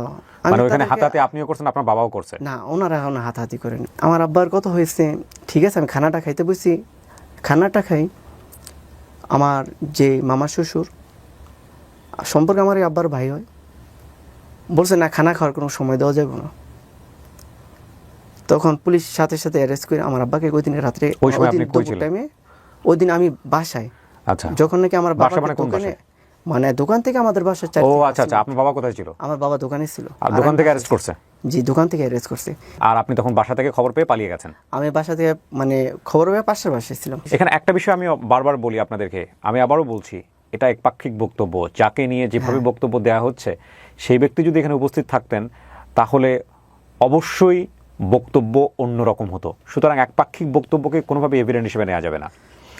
আর এই জন্যেই আমরা উনি যাকে নিয়ে বক্তব্য দিচ্ছেন তার পরিচয় সমস্ত কিছু আমরা এখানে গোপন করছি। আমাদের এখানে মূল টার্গেটটা কি? আমাদের এখানে মূল টার্গেটটা হচ্ছে ওনাকে জাজমেন্টে নেয় না, ওনার জীবনে যে ঘটনাগুলো ঘটেছে সেখান থেকে যদি সেলফ লার্নিং, মানে নিজেদের শেখার কোনো কিছু বিষয় থাকে, সেই বিষয়টাকে আমরা ফাইন্ড আউট করব।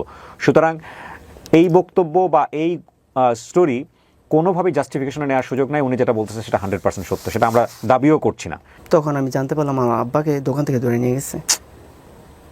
তখন স্যার দিনটা ছিল শুক্রবার, আমি রবিবার দিন আব্বাকে আমি থানায় দেখতে যাই, মানে থানা থেকে জেলখানায়, আমাদের নারায়ণগঞ্জ জেলখানায় ওনাকে প্রেরণ করে দিয়েছে। তো নারায়ণগঞ্জ জেলখানা রবিবার দিন দেখতে গিয়ে যখন গেছি, তখন আমার নামটা আমি চেঞ্জ করে গেছি। তো আমার নাম রাব্বানী রহমান আকাশ, আমি শুধু আকাশ নামে পরিচয় গেছি। তো আব্বা যখন দেখছি জেলখানায়, আমার আব্বার শুধু খালি চোখের পানিগুলো আমি দেখছি। আমি বলছি আব্বা যত টাকা লাগে আমি কালকের ভিতরে আপনার জামিন দেবো, আপনি চোখের পানি ফেলেন না। বলতেছে কয় আসলে তুই তো অনেক ভালোবাসার মানুষ রে, আসলে তুই কেন আমার দেখতে আসছিস? পুলিশ তো তোরে পাইলে এখন তোরে হাজতে বইরা তোরে অনেক মায়ের দূর করবো, তুই এখন তাড়াতাড়ি বলা।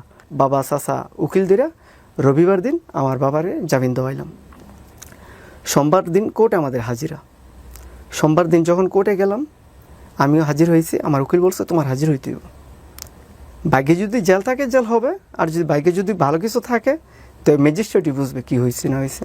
বলছে আজকের পরে যাতে কোর্টের ভিতরে দ্বিতীয় মানে বাকি হাজিরার সময় যাতে কোনো দুইজনের ভিতরে অমিল না দেখে। এখন তারা নিয়ে আসতে বাসায় আসবো, সে আর বাসায় আসলো, সিএনজি থেকে নেমে তাদের বাসায় এসে চলে গেল। একই অবস্থা। নোয়াখালী থেকে অবস্থানে আমার সাথে ফোনে যোগাযোগ হচ্ছে প্রতিনিয়ত, বলতেছে কোন অবস্থায় আছেন। আমি বলছি দেখো আমার বিরুদ্ধে ওয়ারেন্ট হয়েছে, এখন আমি বলতে পারি না আমার জীবনটা কোন মুহূর্তে কোথায় গিয়ে দাঁড়াবে। রাইট। বলছে আপনি আজকে একটু আসতে হইব আমাদের বাড়িতে। মানে ওর বাড়িতে যাওয়ার পরে বলছে আপনার এক নজর দেখলাম আর আমাদের ফ্যামিলি আপনার নিয়ে খুব আলোচনা করতেছে। আমি বলতেছি কী আলোচনা করতেছে? কয় দেখো আমার আম্মুর সাথে তুমি একটু কথা বলো। তো তার আম্মু আমার বলতেছে বাবা তুমি একটা কথা বলি, মনে কিছু নিও না, দেখো তুমি তো ওরে বিয়ে করে ফাইসে গেছো, এখন তোমার জালি হয় কয় বছর হয় তাও জানি না, আমাদের মেয়েটা এদিক দিয়ে চুপচাপ বিয়ে করে 4 দিন সংসার করে গেলা, আসলে আমরা পুরো অল ফ্যামিলি তোমার অনেক সাপোর্ট করি, অনেক ভালোবাসি, তো তোমার পরবর্তী যে নেক্সট টাইম সম্পর্ক মানে সময়টা যে কী হইব আমরা ভাইবা কুল পাইতেছি না। তো বাবা তোমার কাছে একটা চাওয়া, তুমি যদি অনুমতি দাও আমাদের মেয়েটা আমরা দেখে শুনে অন্য জায়গায় বিয়ে দিয়ে দিই।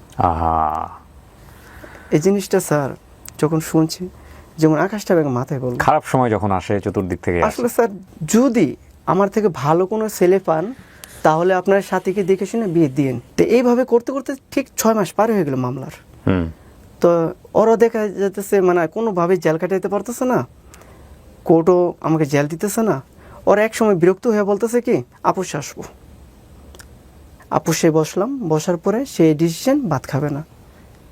এখন সে একটা দাবি করছে, আমরা এতদিন মামলা টামলা করছি, অনেক টাকা পয়সা খরচ হয়েছে, এই দাবিটা দিয়ে দিবেন। এখন আমার বাপসা স্যার সবাই ময়মুরব্বীরা ছিল, ওই দিন বলতেছে ওরও তো অনেক টাকা পয়সা নষ্ট হয়েছে, ওর যে এতদিন মানে কোর্টে বোধহয় দৌড়াদৌড়ি করলো, ওর বাপের জেল কাটলো, ডিভোর্স হয়ে আপোষ হলো আপনাদের? হ্যাঁ, আচ্ছা, কিছু টাকা পয়সার বিনিময়ে কত টাকা দিলেন? টোটালি 50,000 টাকা। এই ঘুরায় ফিরে 50,000 টাকা দিয়ে আপোষ। আমার মামলা আমি উঠাই নিয়েছি, আমিও তার বিরুদ্ধে একটা পরে মামলা করছিলাম, কিন্তু আমার মামলা কোনো কার্যকর হয়নি। আপনি কি মামলা করছিলেন? মানে মারামারি মামলায় কেন, আমার উপর তারা আঘাত করছে, আমিও তো তাদের আঘাত করছি। আপনিও একটা মামলা করছিলেন? আমি একটা নেক্সট মামলা করছি, যখন আমি মামলা করছি তারা সিদ্ধান্ত নিয়েছে মামলা উঠাই ফেলাইবে, কাটাতে কাটা তোলা যেটাকে বলে। আপনি তো এই যে যৌতুকের মামলা যদি মিথ্যা হয়ে থাকে, আপনি তো যৌতুকের এগেনস্টে এই যে মামলাটা আছে এখানে, তার এগেনস্টে কিন্তু মামলা করা যায়, এটা যে মিথ্যা মামলা এটা আপনি জানেন? স্যার আমি আপনার মামলা মিথ্যা কিনা আমি জানি না, বাট মিথ্যা যৌতুক মামলা, নারী নির্যাতন মামলার এগেনস্টে কিন্তু মামলা করা যায়। জি জি, এখন স্যার আমি বর্তমানে এখন জানতেছি, কিন্তু আগে জানতাম না। আগেগুলো জানতেন না? জি না স্যার। আমি এখানে একটা জিনিস বলে রাখি উইথ ডিউ রেসপেক্ট, আমি বলছি না যে বাংলাদেশের সব নারী নির্যাতন মামলা কিংবা যৌতুক মামলা মিথ্যা মামলা, না, আমি সেটা বলছি না। তবে আপনারা যারা এই সব মামলার মধ্যে জড়িত আছেন, খুব বিজ্ঞ আদালত সহ অনেকেই জানে যে প্রচুর হয়রানিমূলক মিথ্যা মামলা হয় এই নারী নির্যাতন এবং যৌতুক মামলার জায়গাটা থেকে। এবং এখানে আপনারা যদি একটু স্টাডি করেন তাহলে আপনারা নিজেরাও জানবেন যারা মিথ্যা মামলা করেন তাদের এগেনস্টেও কিন্তু মামলা করার সুযোগ আছে, এবং এটা আমি যতদূর জানি যে আইনের ধারাতেই আছে। সুতরাং যদি আপনার বিরুদ্ধে মিথ্যা মামলা হয়ে থাকে, ঘাবড়ে যাওয়ার কোনো কারণ নাই। হ্যাঁ, আদালত কিন্তু কারো ব্যক্তিগত সম্পত্তি না, আদালতের কাজ হচ্ছে সুষ্ঠু বিচার। হ্যাঁ, সাময়িকভাবে হয়তো আপনি ক্ষতিগ্রস্ত হবেন, সাময়িকভাবে আপনি হয়তো একটা হ্যারাসমেন্টের শিকার হবেন, কিন্তু আপনি গিভ আপ করবেন না। আপনি অবশ্যই আপনার উকিলের সাথে পরামর্শ করে আপনার বিরুদ্ধে যদি মিথ্যা মামলা করা হয়ে থাকে, আপনি পাল্টা মামলার একটা প্রস্তুতি নেবেন, এবং পাল্টা মামলা যদি করার সুযোগ থাকে আপনি অবশ্যই সে মামলা করবেন, কারণ আপনারও তো অধিকার আছে, আইনের অধিকার পাওয়ার, তাই না? তার দুদিন পর আমার মা বাবার সাথে একটা ডিসিশন নিলাম, আমার যে দ্বিতীয় ওয়াইফ আমি বিয়ে করে নোয়াখালীতে রেখে আসছি তার আমি নিয়ে আসবো। যেদিন আমার ওয়াইফের সাথে আমার ফাইনালি ডিভোর্স ছিল, সেদিন রাত্রে আমাকে একজন ফোন দিয়ে বলতো তো বিয়ে। আপনি মাঝখানে যোগাযোগ রাখেন নাই? হ্যাঁ, যোগাযোগ রাখছি। তো হুট করে কিভাবে বিয়ে হয়? তো আমাকে জানায় না বিষয়টা।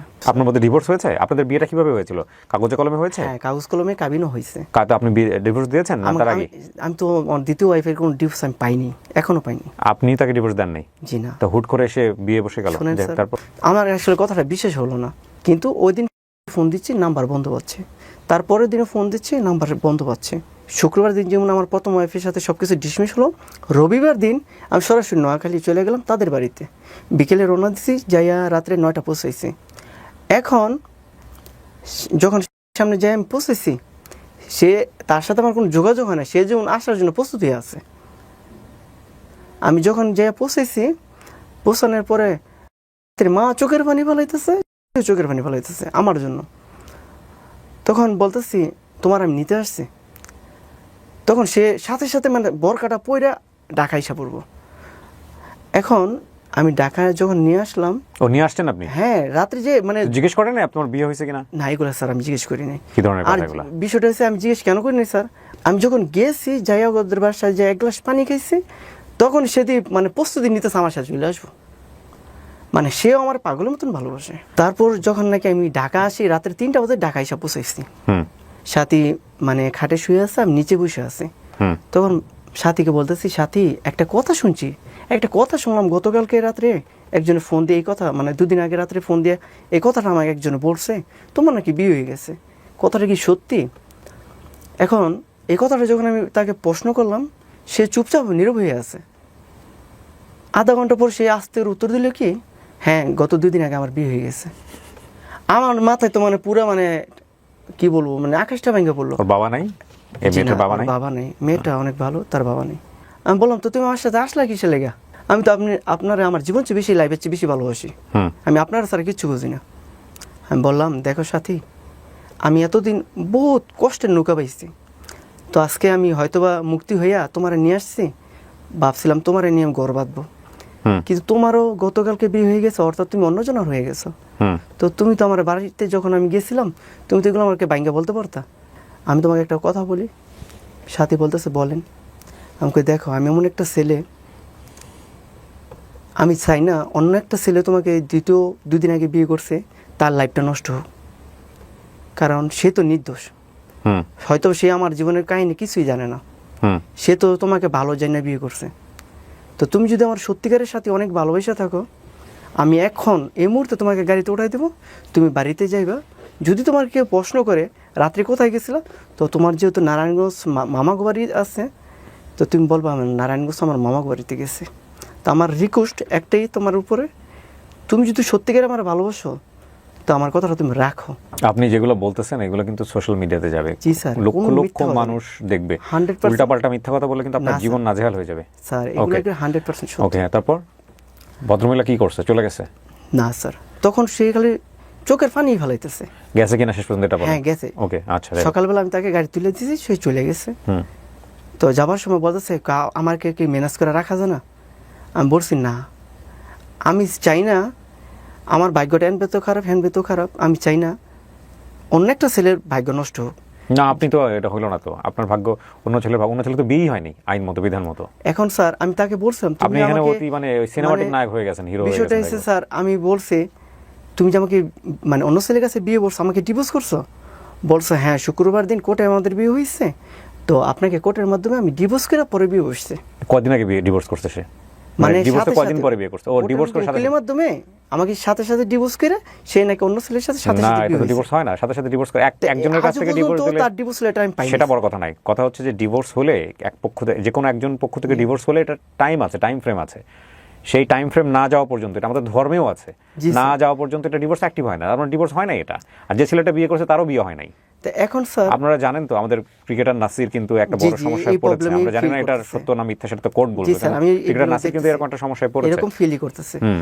তো আমি স্যার ভাইয়া বিষয়টা মানে ওর কাছ থেকে যখন শুনছি, যাই হোক, আপনি ওকে বিদায় দিয়েছেন, ও চলে গেছে। ও চলে গেছে। হ্যাঁ, পরের দিন সকালবেলা আমি গাড়ি তুলে দিয়ে সে সাথে সাথে বাড়ি চলে গেছে। তার সাথে আমি যোগাযোগটা অ্যাকচুয়ালি বন্ধ করে দিলাম। তো আমি বললাম আমি তো ডিভোর্স লেটার পাইনি। বলছে সময় মতো পেয়ে যাবেন। তো আজকে দীর্ঘ 12 বছর হয়ে গেছে, এখনও পাইনি। এগুলো টেনশনে অনেকটা অসুস্থ হয়ে পড়ছে। হুম অসুস্থ হওয়ার পরে 6 মাস পর ভাবতেছি একটা দুর্ঘটনা, অ্যাক্সিডেন্ট হয়ে গেছে, নিজের লাইফটাকে কোনোভাবেই নষ্ট না করে দেখি ভালো একটা মেয়ে পাই কিনা, বিয়ে শাদী করে নিজের জীবনটা নিজে সাজিয়ে নিব। তখন বয়স কত আপনার? তখন স্যার বয়স আমার 23। 23? জি স্যার। এই 20 বছরের মধ্যে দুইটা 23 বা 24 বিয়ে হলো, এরকম একটা বাচ্চা হলো, তাড়াতাড়ি আবার বিয়ে করা দরকার কি? আচ্ছা যাই হোক, হ্যাঁ 23 স্যার, বছর, আসলে কি 24। মানে main আচ্ছা, আপনি ভাবতেছেন, ঠিক আছে, problem ইভালুয়েট কি- করা দরকার নেই। হ্যাঁ, তারপর কি হলো? যখন নাকি আমি তৃতীয় বিয়ে করার জন্য প্রস্তুতি নিই, হুম আমাদের বাড়ির পাশের বাড়িতে একটা মেয়ে বেড়াইতে আসছে, হুম। ওইটা আমাদের পাশের গ্রামেরই। হুম তো ওই মেয়েটায় আমার প্রথম ওয়াইফের সাথে সে লেখাপড়া করছে। হুম সে আমার প্রথম ওয়াইফের বিরুদ্ধে সব কিছু জানে। হুম তার নাম হয়েছে। হুম তো বলতেছে ভাইয়া আমি তো আপনার বিরুদ্ধে সব কিছু জানি, হুম আপনি যদি রাজি থাকেন আমি আপনার কাছে বিয়ে বসবো। সে নিজে থেকে আমাকে প্রস্তাব করলো। হুম তার সাথে যখন আমি পরিচয় হইলাম, তো আমিও তাকে মানে ওই সময়টা অনেক পছন্দ করতাম। বলতাম না, যেহেতু ওই দেখাশোনায় মার্শাল্লাহ অনেক ভালো, হুম আমি অবশ্যই বউ করব। এই কথাটা আমার আব্বা মাকে জানাইলাম। তো আমার আব্বা মা বলতেছে এত সুন্দর মেয়ে তোমারে পছন্দ করব? আমি বলছি আব্বা, সে নিজে থেকে আমার অফার করছে। আব্বা মার সাথে বিষয়টা শেয়ার করলাম। হুম বললাম সে নিজে থেকে অফার করছে, আপনারা যান তাদের বাড়িতে, মানে আমার ঘর সম্বন্ধ নিয়ে হুম তারা মানবো। তখন আব্বা মা যখন নাকি আমার বিয়ের বিষয় নিয়ে কথাবার্তা বলতে গেছে, তারা বিষয়টা মানছে, ঠিক আছে আমাদের মেয়ে বিয়ে দিব। ওই মেয়ে কি এর আগে বিয়ে হয়েছিল? জি না। ওই মেয়ের আগে আগে বিয়ে বিয়ে হয়নি। হয়নি। আচ্ছা, ওকে। কপাল যখন আপনার। আমাদের পাশের গ্রামে, মানে আমাদের বাড়ি মদনপুর, তাদের পাশের গ্রাম চাঁদপুর। হুম তো যখন অফার নিয়ে গেল, তখন ওর মা বাবা রাজি বিয়ে দেওয়ার জন্য। হঠাৎ বিয়ের আগের দিন বিয়ের ডেটটা ঘুরাই দিতে হবে, আগামীকাল বিয়ে, আজকে বৃহস্পতিবার সকালবেলা, তো বিয়ের ডেটে ঘুরে দিবেন। মানে কি হয়েছে? আমি তো আত্মীয় স্বজন সব দাওয়াত করে ফেলাইছি, 100 মানুষ চলন খাওয়াবেন আপনারা। আমি তো আত্মীয় স্বজন সবাইকে দাওয়াত করছি, আগামীকাল আমার বিয়ে। তখন বলতেছে আমরা ব্যাংকেতে টাকা উঠাইতে পারি না, তো বিয়ের মধ্যে যে খরচটা করব, আসলে আমরা এখন মেয়েটা বিয়ে দিতে পারতেছি না, ব্যাংকেতে টাকা উঠাতে পারি না, হুম আর্থিকভাবে আমাদের একটু সমস্যা, টাকা আমরা ব্যাংকেতে উঠাইতে পারি না। হুম তখন আমার আবার ব্যাংকে কিছু অ্যাকাউন্টে টাকা ছিল।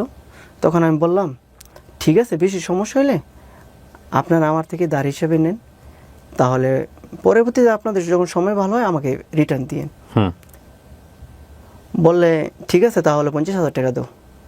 তো যখনই বৃহস্পতিবার দিন আমাকে এই কথা বলছে, আমি সাথে সাথে ব্যাংকে থেকে ওটা 50,000 টাকা তাদেরকে দিছি। আচ্ছা। টোটালি মানে লাখখানি টাকা বিয়ের আগের দিনই তার পিছনে খরচ করলাম। ওকে। তো শুক্রবার দিন যখন ওর সাথে আমার বিয়ে, ইনশাল্লাহ বিয়ের কাজ সব কিছু কমপ্লিট হইলো।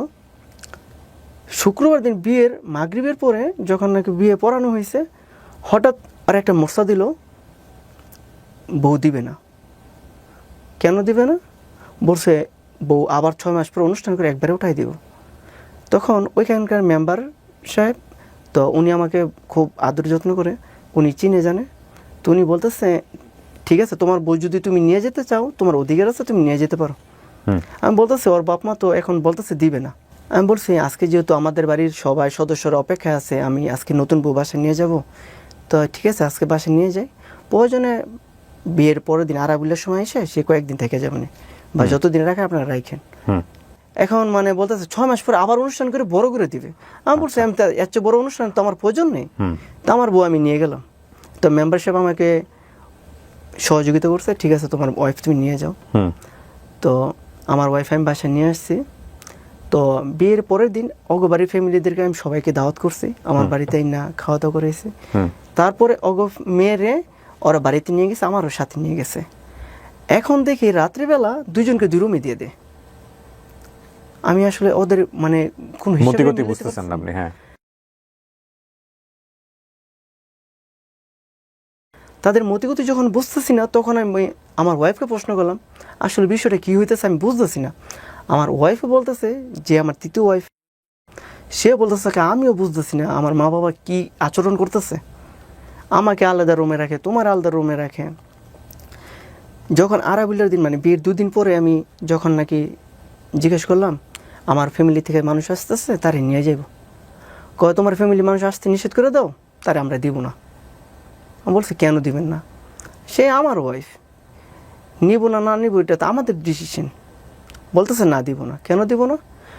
আমরা মেয়ে বিয়ে দিলে অন্য জায়গায় 2-4-5 লাখ টাকা লিয়ে দিতাম, তুমি যদি আর 1 লক্ষ টাকা দিতে পারো তো মেয়ে দিব। আমাকে দেখেন বিয়ের আগের দিন বিয়ে ভাঙাটার জন্য আপনারা বায়না করছেন, আমি ধার বাবদ আপনাদের 50,000 টাকা দিছি, এখন বলতেছেন আর 1 লক্ষ টাকা দিলে আপনার মেয়ে দিবেন না তো দিবেন না। আবার এই কথা বলতেছেন অন্য জায়গায় বিয়ে দিলে 5 লক্ষ টাকা নিতেন। আমি তখন আমার শাশুড়ি বললাম, হয়তো আমার কথাটা বেদবি হয়ে গেছে, বললাম শোনেন আপনারা তো মেয়ে দিয়ে তো আর ব্যবসা করবেন না, এরকম চাহিদা আপনি চাওয়া পাওয়া, আমি তো আপনাদের কাছ থেকে কোনো যৌতুক চাইনি। হয়তো আমার জীবনে অনেক কষ্ট হয়ে গেছে, অনেক দুঃখের কাল গেছে, আমি শুধু জাস্ট একটা ভালো মনের একটা মানুষ চাই, আমি তো আপনাদের কাছ থেকে কোনো কিছুই চাই। কি হয়েছে তারপরে? তারপরে বলতেছে না আমাদের মেয়ে আমরা দিব না, যদি টাকা দাও তো মেয়ে কালকে নিয়ে যাও, টাকা যদি না দাও তাই শোনা। তা আমি আবার সাথে সাথে এই বিষয়গুলা ওইখানকার মেম্বারকে আমি ইনফরমেশন করলাম, বললাম কাকা এই ব্যাপার আমার থেকে টাকা চায়। তো মেম্বার সাহেব আমাকে বলল শোনো মেয়ের বাবার নেশা পানি করে, তাদের টাকা পয়সা দিও না, তাদের সাথে টাকা পয়সা কোনো সম্পর্ক করো না, যেটা দিছো সেটাই আর দিও না। তো মেম্বার সাহেব তাদেরকে ডাকছে, বলছে মেয়ে দিয়ে দাও। মানে ওরা বলতেছে মানে মোরসামুসিকরা বলতেছে মেয়ে 1 সপ্তাহ পরে যাবে। আমাকে যা আচ্ছা ঠিক আছে গুড, 1 সপ্তাহ পরেই নিব। তো তৃতীয় বিয়ে করার 4 দিন পরে আমি 3 দিনের জামাতে যাব। তখন আমি বাসা থেকে মানে সফরের উদ্দেশ্যে বের হয়েছি স্যার। তখন কাজী একটা ডিভোর্স লেটার আমার হাতে ধরাই দিল। আমি বললাম কিসের ডিভোর্স লেটার? বলতেছে গতকালকে তোমার তৃতীয় ওয়াইফের ফ্যামিলির বাড়িতে গেছিলো তুমি, ওয়াইফ নিয়ে আসছে? আমি বলছি হ্যাঁ। কয় তোমার তৃতীয় ওয়াইফরে তারা ভাত খাওয়াবে না, তোমাকে ডিভোর্স লেটার পাঠাইছে, তুমি এটা গ্রহণ করে নাও। আচ্ছা দাঁড়ান, এই তৃতীয় ওয়াইফকে বিয়ে করার কয়দিন পরে ডিভোর্স লেটার পাঠাইছে? 4 দিন পর। 4 দিন পরেই বিয়ের 4 দিন পরে ডিভোর্স? জি। যখন ডিভোর্স লেটারটা পাঠাইলো না স্যার, এখন তো আমি তো বাসা থেকে রওনা দিছি মানে 3 দিনের জামাতে যাব। তো আমি ডিভোর্স লেটারটা হাতে না নিয়ে বাস করে ওই জামাতে বেডিংয়ের পিছনে কাগজটা নিয়ে আমি জামাতে চলে গেলাম। তো জামাতে চলে যাওয়ার পরে আমি এমন একটা টেনশন ফিলের মধ্যে হয়েছে, মানে আমার চোখ দিয়ে অজরতে মানে পানি পড়তেছে, আমি মানে চোখের পানি ঠামা রাখতে পারতেছি না। আমার জীবনের লাইফে আমি যেগুলো না পছন্দ করি এগুলোই হইতেছে, আমি মানে মনের কোনোভাবেই মানাইতে পারতেছি না। তখন হঠাৎ আমার এক আমির সাহেব আমাকে একটা কথায় সান্ত্বনা দিল, শোনো জীবনটা এত সোজা না, অনেক কঠিন, জীবনে যত কিছুই আসুক নিজের মনের বুঝানো, পাগলামি কোনো কিছু করো না। আল্লাহ পাক তোমার পরীক্ষা নিতেছে এগুলা। তুমি জামাতে আসছো, তুমি জামাতে কিন্তু আবার চলে যাও না। আমি বলছি না, আমি জামাত থেকে যাব না। তো জামাত যেদিন মঙ্গলবার দিন আমি জামাতে গেছি, তো শুক্রবার দিন জুমার নামাজ পড়ে জামাত থেকে আমি রিটার্ন বাড়িতে আসবো। আমি রিটার্ন যখন বাড়িতে আসবো, আমাদের বাড়ির সামনে, গেটের সামনে আমি প্রবেশ করছি, তখন দিয়ে আমার তৃতীয় ওয়াইফ আমাদের বাড়িতে হাজির। সে ডিভোর্স করার 3 দিন পরে আমি জামাত থেকে যখন বাড়িতে রিটার্ন আসছি, সে হাজির। আমি বলতেছি, তুমি তো আমাকে ডিভোর্স লেটার পাঠাইছো, তো তুমি আমাদের বাড়িতে হাজির হইলে কিভাবে? কয়, দেখেন আমার মায়েরা আমার অত্যাচার করে কি করছে, আমার বাপ মায়। আচ্ছা, আপনার ডিভোর্স লেটার সই করে মানে আপনার কাছে পাঠানোর লেগে আমার বহুত টর্চার করছে। আমি শুনছি আপনি জামাতে গেছেন, তা আপনি বাড়িতে আসছেন, আমিও আপনার সাথে সংসার করব। আমার মা বাবা কি বলে না বলে আমি সেটা দেখবো না, আমি আপনার সাথে সংসার করব। তো আমি বলছি, তো তুমি আমার জন্য এতগুলো মায়ের খেলা, বলতেছে ওইগুলো আমি সব মাইনা নিব, তো কাজী অফিসে চলেন। আমি বলছি, তখন যে কাজী আমার হাতে ডিভোর্স লেটারটা দিয়ে দিচ্ছে তার বাড়িতে গেলাম। এখন কাজী বলতেছে, সে যদি তোমার ভাত খাইতে চায় তবা করে খাইতে পারবো, কারণ এটা 3 মাস সময় আছে। এটা কাজী আমাদের একটা সান্ত্বনা দিল, বললো 3 মাস সময় আছে, সে যদি খাইতে চায় খাইতে পারবে, তুমি তো আর ডিভোর্স লেটার সই করো না, হয়তো সাথে নিয়ে গেছো, তো এক কাজ করো, ওরে বাড়িতে নিয়ে যাও। তো আমার ওয়াইফকে দেখলাম টবা করাইয়া আমার সাথে দিয়ে দিল, আমার তৃতীয় ওয়াইফকে। যখন দিয়ে দিছে, তো প্রতিনিয়ত আমার ওয়াইফের মোবাইলে তার বাপ মা ফোন দিয়ে তার হুমকি টুমকি দেওয়া শুরু করে দিচ্ছে, ভালো মতন আয় নয়তো মেরালাম। তো প্রতিনিয়ত হুমকি টুমকি দেয় দেখে আমি অ্যাকচুয়ালি তার সাথে একটু যোগাযোগটা তার ফ্যামিলির সাথে বন্ধ করে দিলাম। এখন আমার ওয়াইফ চাইতেছে, কয় তুমি কিন্তু আমাদের বাড়িতে আর নায়র দিও না। তো 2 দিন পর ওর বাপে আসে, নয়তো ওর মা আসে, মানে নায়রের কথা বলে চায় ওরা নিয়ে বাসা আটকাইতে। এভাবে 3 মাস কেটে গেল। ওর মা বাবা আমাদের বাসায় আসছে, সাথে 10-12টা ছেলে নিয়ে আসছে, হয়তো 7 আপ নয়তো স্প্রিট। বলতেছে, রাব্বানি তোর জন্য স্প্রিট বা 7 আপ এমন একটা জিনিস পানি, মানে আমার মা বলছে কি জানি, আইসা বলছে তুই নাকি দোকান থেকে দিছস, ওরে খাওয়াইছে।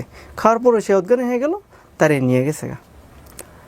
তখন তো আমাকে আমার দোকানে এসে একজন খবর দিতেছে, ভাই আপনি নাকি আপনার ওয়াইফটি স্পিরিট কিনে দিয়েছেন, স্পিরিট খেয়ে তো সে মারা গেছে। ওই দিন আসলে স্যার আমার চেঞ্জটা খারাপ হয়ে যাওয়ার পরে আমার বাড়িতে একটা রান্দা ছিল, ওই রান্দাটা নিয়ে গেছি। আমি ওই শ্বশুর শাশুড়ি হয়তো বা আমি আমার ওয়াইফ নিয়ে আসবো তাদের কাছ থেকে উদ্ধার করে, নয়তো আমি তাদেরকে মেরে ফেলবো, শ্বশুর শাশুড়িকে। হ্যাঁ, এরকম একটা প্ল্যান করে আমি আমার বাড়ি থেকে রান্দাটা প্রকাশ্যে নিয়ে গেছি। বাড়িতে রামদা রাখছেন কেন? রান্দাটা দিয়ে আসলে জি না স্যার, তাহলে এটা দিয়ে মাঝে মধ্যে আপনার গাছের ডাল বাল কাটি। শোনেন, আমি গ্রামে বড় হয়েছি, আমি কিন্তু কাহিনী জানি। আমরা বলেন রামদার কোনো কাজই লাগে না, মানে রান্দাটা মানে কি, আমি বলি রামদা এমন একটা জিনিসটা কোনো কাজই লাগে না। গ্রামীণ জীবন, এটা শেষ করি, গ্রামীণ জীবনে এটার কোনো ব্যবহারই নাই, কিন্তু এটা অনেক বাড়িতে রাখে শুধুমাত্র এই মারামারি ঢানামারি আর নিজেদের পাওয়ার শো অফ করার জন্য। গ্রামের ছেলেপেলেরাও ইয়াং উঠতি বয়সে রামদার হকি স্টিক এই জিনিসগুলো জি রাখতো। স্যার, যেটা সত্যি কথা বলতেছি, তো এটা আপনার ছিল রামদাটা? মানে দাও বলতে মানে রামদা মানে একটা বড় রামদা, সবাই জানে এটা। হ্যাঁ, যেটা রে গাছপালা কাটার জন্য আমার আব্বা গাছপালা কাটার জন্য আলাদা দা আছে, দাওয়ের মতো রামদার কোনো কাজ হয় না গাছপালা। তো ওইটা নিয়ে যখন আমি গেছি, আমার সিদ্ধান্ত হয়েছে হয়তো আমার বউ আমি উদ্ধার করে নিয়ে আসবো, নয়তো নিজের জীবন দিয়ে আসবো, না তো আমি ওদের মেরে ফেলবো। এরকম একটা প্ল্যান করে আমি প্রথম আমাদের মদনপুর 4টা হাসপাতাল আছে, প্রথম মা হসপিটাল গেলাম, দেখি ওইখানে ভর্তি করে নেয়। তারপর ইশাকা হাসপাতাল গেলাম, রামদানি আমাকে সবাই চিনে আমাদের মদনপুর। তা আপনি রামদানি হাসপাতালে ঘুরতেছেন, আপনাকে তো পুলিশ সবাই চিনে, কিন্তু মানে সব ডাক্তার নার্স মানে প্রতিটা হাসপাতাল সবাই আমাকে চিনে। এমনি মদনপুর আলহামদুলিল্লাহ আপনাদের তো অনেক। তারপর কি হলো? তো সবাই বলতেছে কারে খোঁজো, আমি বলছি আমার ওয়াইফ খুঁজে। তো 4টা হাসপাতাল নিয়ে আমি রামদা নিয়ে হাঁটলাম, কিন্তু সবাই বলতেছে তুমি কারে খোঁজো, আমি বলতেছি এক কথা আমার ওয়াইফ খুঁজে। যখন নাকি একজন এসে একটা ভুল ইনফরমেশন দিছে, বলতেছে ওরে তো বাড়িতে নিয়ে গেছে। আমি এই খবর শুনি না, মানে মদনপুর চাঁদপুর তো একসাথে। আপনার সাথে আর কেউ ছিল ওই সময়? জি না স্যার, একাই। যখন নাকি আমি ওদের বাড়িতে গেছি, ওগো বাড়িতে যাওয়ার পরে কই রুমের ভিতরে আছে, তো আমি রুমের ভিতরে ঢুকে গেছি, রুমটা পিছন দেওয়া মানে সিটকা লাগে ফেলাইছে। তো যে রুমে ঢুকেছে ওই রুমে একটা শিশু বাচ্চা ছিল, বাচ্চাটা কান্না করতেছে। আমি চাইছিলাম বাচ্চাটা বের করে মানে বাইরে দিতে, তা দাঁড়া রাইখা আমি মানে বাচ্চাটা বের করে দিতে চাইছিলাম। আমার তৃতীয় ওয়াইফের মা বাবা ওইখানে মানে এরা তো মানে বাহিনী আগেই বাউ করে রাখছে, বলছে ডাকাতি করতেছে। যখন বাচ্চাটা আমি বাইরে বের করতে দিতে গেছি, তখন তো আমি রান্তা রেখে গেছি। তখন কি করছে, মানে এমন একটা গণদোলানি আমাকে দিছে, ওই দিন মানে হকি স্টিক দিয়ে বাইরে আমার পাটা ভেঙে ফেলেছিল। সবাই মিলে মারছে আপনাকে? হ্যাঁ, মানে ওরা তো বাহিনী আগেই বাউ করে রাখছে, প্ল্যান করে রাখছে। আমি বারবার বলতেছি এটা একপাক্ষিক বলা বক্তব্য, জি। এবং এই বক্তব্য শুনে কোনোভাবেই মনে করা যাবে না যে উনি যেটা বলতেছেন সেটা শতভাগ সঠিক। আমি এটা শুধুমাত্র ওনার ক্ষেত্রে না, যে কোনো লাইফ হিস্ট্রি বলার ক্ষেত্রে, কারণ এটা যখন যে বলবে, দেখেন উনি এতক্ষণ ধরে বলেছে ওনার নিজের কোনো অপরাধ কিন্তু আপনারা খুঁজে পান নাই, এতগুলো মানুষ আসলো ওনার জীবন থেকে চলে গেল, নিশ্চয়ই তাদের বক্তব্য শুনলে ওনার হাজারটা অপরাধ খুঁজে পাওয়া যেত।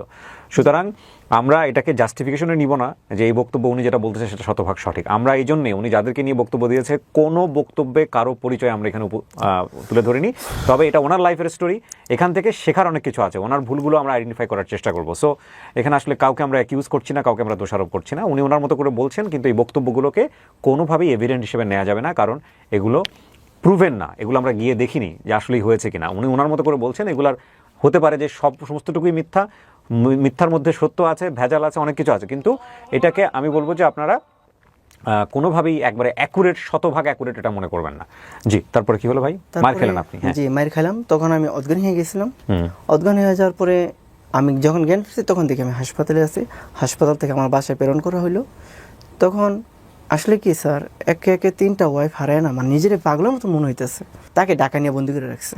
ও ঢাকায় নিয়ে চলে গেছে? হ্যাঁ। আচ্ছা। আমি তো মনে করছি হয়তো আশেপাশে কোনো হাসপাতালে বন্দি করে রাখছে। আরে আমার ওয়াইফ, সে তো আমার পাগলের মতন ভালোবাসে। এখন আমার মা বাবা আমার বুঝাইতেছে, বাবা থাক, যার ভাগ্য খারাপ হয় এরকম জর্তুমান আসে, তুমি নিজের সামলায় নাও, তুমি আর পাগলামি করো না। আমি বলতেছি না স্যার, আমি বাঁচতাম না, কারণ সে আমার ওয়াইফ আমার এই পাগলের মতন ভালোবাসে, আমিও তার পাগলের মতন ভালোবাসি। আমার তৃতীয় শ্বশুর শাশুড়ি মানে পুলিশ পাঠাইছে দোকানে, মানে তারা ওইখানে একটা মামলা বা জিটি করতে, মামলা করছে অ্যাটেম্পট টু মার্ডার। কিসের মামলা ছিল এটা? এটা মানে তাকে বিষ খাওয়াই মাইরা ফেলাইছি, মানে বিষ খাওয়াইছি, ওর বাপ মা উদ্ধার করে তাকে হাসপাতালে নিয়ে গেছে। এরকম একটা নাটক সাজা একটা মামলা করছে। তো পুলিশটা বুঝে শুনে বলছে, ঠিক আছে আমরা মেম্বাররা চেয়ারম্যানরা বিষয়টা বইসা আমরা হ্যান্ডেল করবো, ওরে নেওয়া দরকার নেই। তো পুলিশ আমাকে নিল না। পুলিশরা বললো আপনারা যাচাই বাছাই করে দেখেন এই ছেলে ওই ওর ওয়াইফকে বিষ খাওয়াই নাই। তো পুলিশ আমাদের বাড়ির সাথে যাচাই বাছাই করে দেখছে, না আমি এরকম কোনো বিষ খাওয়াই নাই। আমি এবার বলছি আপনারা ওরা পরীক্ষা নিরীক্ষা করেন, যদি আমি কোনো বিষ জাতীয় কোনো কিছু খাওয়াই থাকি, যেটা কোর্ট যেটা সাজা দেবো সেটা মাথায় নেব। যখন পুলিশ চলে গেল, চলে যাওয়ার পরে মেম্বার সাহেব বলতেছে, তোমার তৃতীয় ওয়াইফের ওরা ফ্যামিলি ভালো না, ওর সাথে ঝগড়াঝাগড়ির মধ্যে না যেয়া তুমি বিষয়টা মাইনা নাও। আমি বলছি কী বিষয়টা মানবো? বলতেছে তারা খাওয়াইতে চাইতেছে না, তুমি কি তার এনে জোরে খাইবা? আমি বলছি আমার ওয়াইফ তো খাইতে চায়। কয় দেখো না ওরা যে নিয়ে যে মায়ের দূর করে, তোমার কি ভালো লাগে? তখন আমি আসলে ভাইয়া, আপনি তখন পেশায় কি ছিলেন? ওই মুদির দোকানই বসতেন? জি, মুদি দোকানি। ওকে, তো মেনে নিলেন আপনি শেষ পর্যন্ত নাকি? তখন আসলে ওর কথাটা ভাইবে আমি বিষয়টা মাইনা নিয়েছি। মাইনা নেওয়ার পরে আমি বলছি আচ্ছা ঠিক আছে। আপনার স্ত্রীর সাথে ওই সময়টাতে কোনো কথাই হয় নাই, আপনার তৃতীয় বিয়েটাও চলে গেল? জি, সেটাও ডিভোর্সই হয়ে গেল? হয়ে গেল। ওকে, তারপর মোটামুটি বছরখানেক চলে গেছে। হ্যাঁ। তারপর ভাবতেছি যাক, জীবনের লাইফটারে সুন্দর করে সাজাতে গেলে হয়তো একটু কষ্ট করতে হবে।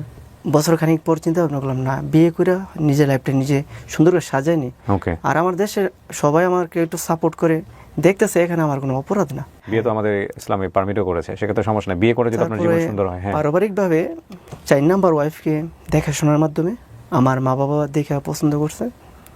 তারপর আমি যাই দেখা পছন্দ করে 4 নাম্বার ওয়াইফকে বিয়ে করলাম 2014 সালে। সবকিছু জেনেছিল সে যে আপনার বিয়ের আগে যে আপনার আরো 3টা বিয়ে আছে, বাচ্চা আছে একটা? সবকিছু যাচাই বাছাই করে আমার কাছে বিয়েটা দিয়েছে। ওই মেয়েও কি প্রথম বিয়ে করেছে আপনাকে নাকি? হ্যাঁ, সেও অবিবাহিতই ছিল? সে অবিবাহিত স্যার। চিন্তা করেন বেচারির কপাল কি। সেও মানে আমি একদিন ফজরের নামাজ পড়ে তাকে দেখতে গেছিলাম, সেও আমাকে 3 বিয়ে করছে, আর সে হচ্ছে আলটিমেটলি মানে তার প্রথম। হ্যাঁ, আমাদের 15 সালে বেবি হইলো, ছেলে হইলো, দ্বিতীয় ছেলে হইলো আমার মানে প্রথম স্ত্রীর পরে। হ্যাঁ, চতুর্থ ওয়াইফের করে দ্বিতীয় ছেলে হইলো। তো 2020 সালে আমার প্রথম ওয়াইফের অন্য জায়গায় বিয়ে হয়েছে। হ্যাঁ, সে আমাকে একদিন স্মরণ করছে, বলছে ভাইয়া একটু বাসায় আসেন, আপনার সাথে একটু কথা আছে। তা আমি বলছি আচ্ছা ঠিক আছে। তো আমি আবার গিয়েছি, যাওয়ার পর বলতেছে আমার তো বিয়ে হয়ে যাচ্ছে, যদি আমি পারি আমার কাছে ছেলেটা রাখবো, আর যদি আমি না রাখতে পারি তাই তোমার কাছে আমি দিয়ে দেবো। তখন বললাম ঠিক আছে, তোমার বিয়ের পরে যদি তুমি না রাখতে পারো আমাকে দিয়ে দিও আমারটা।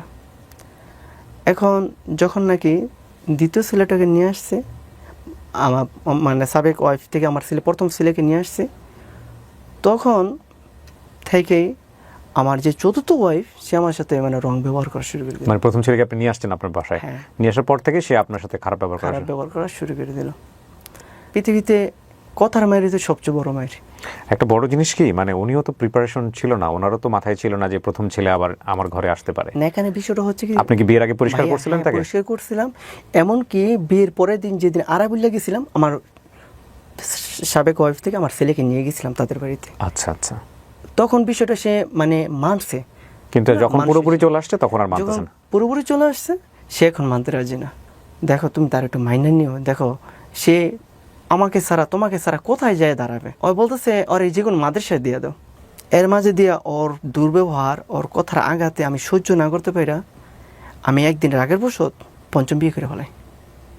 আর রাগের বশে পঞ্চম বিয়ে কিভাবে করলেন? পঞ্চম বিয়েটা কেন করলাম স্যার, এখানে একটু কথা আছে। যে মেয়েটাকে আমি পঞ্চম বিয়ে করছি তার সাথে আমার খুব ক্লোজ একটা ভালো বন্ধুত্ব সম্পর্ক। বন্ধুত্ব সম্পর্ক কীভাবে, তার ভাইদের সাথে আমার বন্ধুত্ব সম্পর্ক। তো ওই হিসেবে ওদের বাড়িতে যাইতাম, দাওয়াত টাওয়াত খাইতাম। অনেক সময় আমার বন্ধু বান্ধব মানে তার বোন তাদেরকে নিয়ে আমার শ্বশুর বাড়িতে সোনারগাঁয়ে বেড়াইতাম। তো এখন হঠাৎ একদিন মানে তারা আমাদের বাড়ির পাশে ভাড়া থাকে, তার ভাইগুলো চলে গেল। এখন মানে বন্ধুরা বলে গেছে যেহেতু আমার বোনটা এখানে থাকে তুমি ভাই একটু দেখাশোনা করো। তো মাঝে মধ্যে আমার শ্বশুরবাড়িতে ওই মেয়েরে নিয়ে আমি বেড়াইতে যেতাম। তো আমার শ্বশুরবাড়ির মানুষও মাইন্ড করতো না। আমার ওয়াইফে বলছে ঠিক আছে বোনের মতন থাকবো, সমস্যা কি। হঠাৎ সে একদিন অসুস্থ বললো, মানে ব্যথায় মানে তাই জ্ঞান হারাই ফেলাইছে। মানে যে ব্যথায় মানে অজ্ঞান হয়ে গেছে দেখা কেউ কোনো হাসপাতাল তার অ্যাকসেপ্ট করতেছে না, বলতেছে ঢাকা হাসপাতাল নিয়ে যাও। এখন তার বাড়ি হয়েছে সিলেট। এখন মানে তার যে মানে ঢাকা হাসপাতাল নিয়ে যাবে ওই সময়টা আমি পাইতেছি না। এখন আমার ওয়াইফকে বলছে এতটুকু ফোন দিয়া বলছি যাদের সাথে আমরা চলাফেরা করি আমি তারাই নিয়ে আমি একটু হসপিটালে আসছি।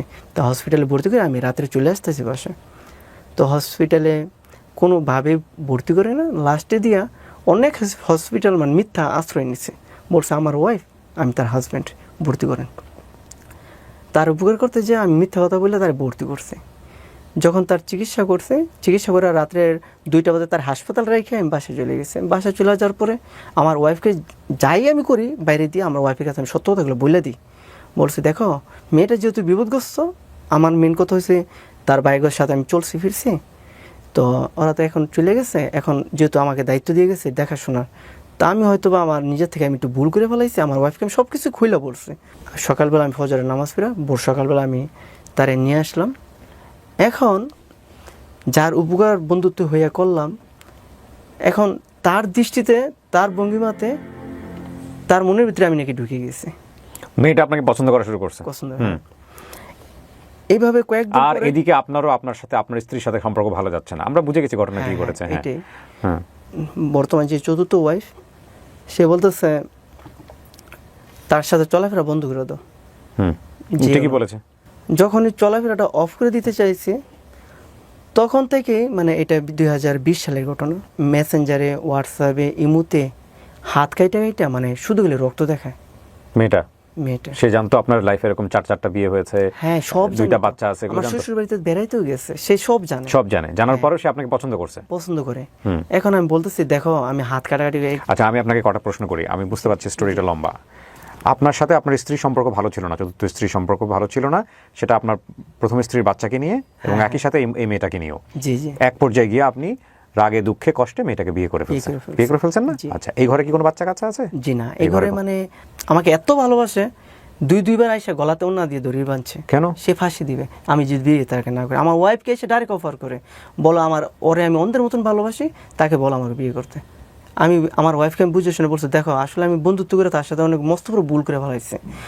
যখন নাকি একে 2 দিন আমার বাসায় আইসা সে সুসাইড করতে চাইছে, মানে একদিন এমন ভাবে অন্য তার গলায় পেঁচাইছে ছুড়াইতে পারি আপনার একটা। হ্যাঁ মানে ওর ফাঁসি আমি ছুড়াইতে পারি না। আমি মনে করছি ওই দিন পাগলই হচ্ছে আমাদের এই রোমিওর জন্য। আসলে স্যার লাস্টে পর্যায়ে আমি আমার ওয়াইফকে বলতেছি, আমার চতুর্থ ওয়াইফকে বলতেছি, তখন আমি তার বিয়ে করিনি, আমার পাশে এসে যখন নাকি সে সুসাইড করার চিন্তা ভাবনা মানে suicide ভাই ব্রাদারকে জানাইতেন, ওর পরিবারকে জানাইতেন? জানাইছি, কাজ হচ্ছে ওর না। পরিবার তো মানে দেশে সিলেটে। যখন নাকি আমার বাসায় একটার পর একটা দুর্ঘটনা এসে ঘটাইতেছে, আমার ওয়াইফে বলতেছে তুমি একটু ধৈর্য রাখো। সেই যেহেতু বারবারই এসে আমাকে বলতেছে, বিয়ের প্রস্তাব দিতেছে, তোমাকে বলতেছে মানে আমি যাতে মানে তুমি যাতে ওর মাইনা নাও, তুমি একটু ধৈর্য ধরো, আমি ওর বিয়ে করবো না, ওর সাথে তো আমার বন্ধুত্ব সম্পর্ক। আর ওই কোনো ওয়াইফ ধৈর্য ধরবে ভাই? আপনি এগুলো বলেন না, আর লোকজন খেপে যাবে আপনার উপরে। শোনেন, প্রথম কথা হচ্ছে যে এটা কোনো ওয়াইফই ধৈর্য ধরবে না। হ্যাঁ, আপনি কি করছেন না করছেন তার লগে, আর হে আপনার জন্য ক্রেজি হয়ে গেছে মানুষ কি মানে। শোনেন, এখন কথা হলো এই মেয়েটাকে আপনি বিয়ে করছেন, সংসার করেন না কেন? তাকে এখন সে সুইসাইড করতে চায় না? যেদিন মানে লাস্ট তার সাথে আমি মানে বিয়েটা হয়, ওদিন আমি বলছি তুমি এই যে পাগলামিগুলো করতেছো, তুমি কি করলে তুমি এই পাগলামি থেকে আমার মুক্তি দিবা? তুমি বুঝছি, তারপর আপনি বিয়ে করছেন তাকে। আপনি আমাকে প্রশ্নের উত্তর দেন। হ্যাঁ, আপনি যদি আমাকে বিয়ে করেন তাহলে আমি পাগলামি ছেড়ে দেবো, আমি আমার দেশে চলে যাব। গেছে। হ্যাঁ, বিয়ে করে সে দেশে চলে গেছে। বিয়ে করছি। তারপরে আমি বলছি ঠিক আছে, আমার প্রথম ওয়াইফে চাইছিলাম সাক্ষী রেখা, চাইছিলাম তার কিছু ডিভোর্স নেওয়া, কিছু টাকা পয়সা দিয়ে একটা নির্মাসে যায়, যাতে কোনো ঝামেলা মাথায় না থাকে। কিন্তু সে ডিভোর্সে যাবে না। তো বিয়ে করলেন কেন তাহলে? ডিভোর্স মানে বিয়ে করবে কেন? আমি তো স্যার একমাত্র তাকে মানে সে যদি পাগলামি করে যায়, মৃত্যুবরণ না করে, সে যেভাবে সুসাইড করে একে একে 3 বার, আমি মানে আমি মানে ওর সাথে যখন আমার কথা এই জন্য একটা মারাত্মক কথা আছে, এটা কিন্তু হিউম্যান সাইকোলজিতেও আছে এবং রিলিজিয়নও আছে। সেটা হচ্ছে এই যে এইভাবে মানে কোনো আত্মীয় সম্পর্কের বোন হোক বা যাই হোক, এগুলো এদের সাথে মেশা বা ভাইদের সাথে মেশা, এগুলো সম্পূর্ণ স্ট্রিক্টলি নো। দেখেন একটা জিনিস কি দাঁড়ায়, আর ঘটনা এরকম ঘটেছে কিনা আমি নিশ্চিত না, কারণ ওই মেয়ের পক্ষ থেকেও একটা বক্তব্য থাকতে পারে কেন একটা মেয়ে একটা বিবাহিত ছেলের প্রতি এরকম এরকম যদি করেই থাকে অ্যাট্রাক্ট ফিল করে। যাই হোক, শোনেন ভাই, আমি একটা কথা বলি আপনাকে, সেটা হচ্ছে আপনি যে পঞ্চম বিয়েটার কথা বললেন, উনি এখন কি ডিভোর্স পেয়েছে আপনার কাছ থেকে? না, ও আমাকে ডিভোর্স দেন, আমিও তাকে এই পর্যন্ত ডিভোর্স দেন নাই। আপনি সংসারও করেন না, উনি সিলেটে চলে গেছে। সিলেটে চলে গেছে। যোগাযোগ আছে আপনার সঙ্গে? হ্যাঁ, মাঝে মধ্যে। আপনার চতুর্থ স্ত্রী জানে এই বিষয়টা? হ্যাঁ, জানে। সেই বিষয়টাকে কিভাবে নিয়েছে? সে বলছে সে তো আর কখনো আসবে না, সে যেহেতু তার মনের একটাই চাওয়া ছিল। তো ডিভোর্স পেপার পাঠিয়ে দেন এখন। এখন আমি আসলে তাকে একবার বলছিলাম, আমি মেম্বারদেরকে নিয়ে বসছিলাম, আমার প্রথম ওয়াইফও রাখছিলাম, তাকেও রাখছিলাম।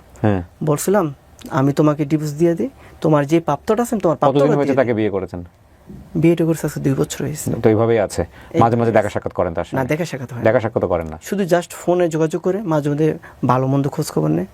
আমিও মাঝে মধ্যে ওই ফোন দিলে বলে হ্যাঁ আমি ভালো আছি। কতটুকু বিশ্বাসযোগ্য আমি জানি না। শোনেন, এই যে গল্পটা আপনার আজকে যে জায়গাটা এসে দাঁড়াইছে, এই গল্পটা আপনি আজকে কেন বললেন? সোশ্যাল মিডিয়াতে লক্ষ লক্ষ মানুষ আপনার এই গল্পটা দেখবে। 5টা বিয়ে, আপনার বয়স 30 না কত যেন বললেন? 33 বছর। প্রথম বিয়ে করেছেন 20 বছর বয়সে।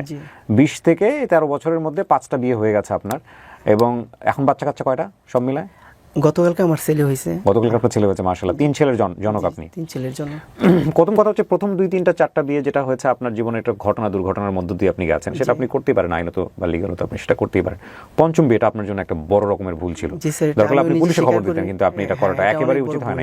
ইমোশনাল ব্ল্যাকমেইল, এই ব্ল্যাকমেইলে আমরা যখন নাকি আমাকে মানে প্রচন্ড মানে হাত কেটে পা কেটে মানে এগুলো দেখে না, এগুলো মানে আমি অস্থিরতা মানে হ্যাঁ থাকে একজন মানুষ, আপনি ওটা দেখে আপনি দুর্বল হতেন বলে আপনাকে ভাবে ব্ল্যাকমেইল করেছে। বিয়ে না করলে আমি মানে মৃত্যুবরণ করব, মানে দেখা যাচ্ছে 2-3 বার ফাঁসি দিয়ে ফেলাইছে। তখন আমি ভাবতেছি না, আমার কথা ওর কথার সাথে আমার এক কথাই ছিল। এখানে আমি আপনাকে কোনোভাবে মানতে পারবো না ভাই, আমি সরি। কারণটা হচ্ছে আপনার যদি এখানে কোনো ফল্ট না থাকতো, আল্লাহ ভালো জানেন কি হয়েছে, তাহলে আপনার এখানে উইক হওয়ার কথা না। জি, কোনো একটা মেয়ে এসে যদি নিজে মরতে চায় যে তুমি আমাকে বিয়ে করো, নালে এখানে যদি আপনার কোনো ফল্ট না থাকে, আপনি আইনি ব্যবস্থা নিতেন। আইনি ব্যবস্থা স্যার জিটি করছিলাম। জিডি তো জিডি, এটা কি ইমপ্যাক্ট পড়ে? এখন আসলে কি স্যার, যেহেতু আমার আগে পিছে থানা কোর্ট কইরা তো সুতরাং আপনি ওই জায়গাটা, হ্যাঁ সেটা ঠিক জীবনের ইকুয়েশন। কেন বললেন এই গল্পটা আজকে আপনি? এই এখানে গল্পটা বলার স্যার, আসলে আমার যেহেতু আমি 3টা ছেলের বাবা হয়েছে, আমার চতুর্থ ওয়াইফকে আমি এখন সে আমার সাথে রাগ দেখায়, খারাপ ব্যবহার করে, তারপর আমি তার ভীষণ ভালোবাসি, খুব স্বাভাবিক। এখান থেকে আমি একটা মেসেজ আমার ওয়াইফকে করতে চাই, তুমি আমার সাথে যতই রাগ করো না কেন, যতই কষ্ট দিয়ে কথা কও না কেন, আসলে দুঃখে আমি সব কিছু এগুলো করছি। আমার বাস্তব লাইফ কাহিনীটা আমার ওয়াইফ কখনো শুনতে চায় না আমার থেকে, হয়তো আজকে দেখে শুনবে, কিন্তু আপনি আমাকে বলেন জনগণ কি শিখবে আপনার গল্প থেকে, বা আপনি জনগণকে কি বলতে চান? আর আমি জনগণের উদ্দেশ্যে একটা কথা বলতে চাই, যেহেতু আমার বাচ্চাগুলো একদিন বড় হবে, আমার একদিন কোনো মানুষ না কোনো মানুষ আমার বাচ্চাদের প্রশ্ন করবো তোর বাবা 4-5টা বিয়ে করছে। মানুষ অতিরিক্ত টেনশনে যে কোনো একটা পথ বাঁচে না, নেশা পানি। আমি চাইছিলাম মানে জীবনটারে মানে নিজে সাজানোর জন্য আসলে একজন মানুষের উপরে একটা নির্ভর মানুষের উপরে নির্ভর দ্যাট করে ইজ দ্য আমি বিগেস্ট জীবনটা মিস্টেক, সাজানো দ্যাট যাবে। Is the biggest mistake. আজকে আমি একটা কথা বলি, ইনক্লুডিং মি, আমি কোনো অ্যাডভাইস দিব না, আমি যা বলি, আমি যা শিখেছি সেটা বলছি, বাট এটা যে আমাকে জাজমেন্টে নেওয়ার কোনো দরকার নাই, কারণ আমি যা বলি সেটা যে আমার দিক থেকে স্বয়ংসম্পূর্ণ বিষয়টা এরকম না। তবে দ্য বিগেস্ট মিস্টেক হচ্ছে, রিসেন্টলি একটা বই পড়ছিলাম, আপনারা যদি কখনো সুযোগ পান আপনারা পড়বেন, রোন্ডা বাইনের একটা বই, দ্য গ্রেটেস্ট সিক্রেট।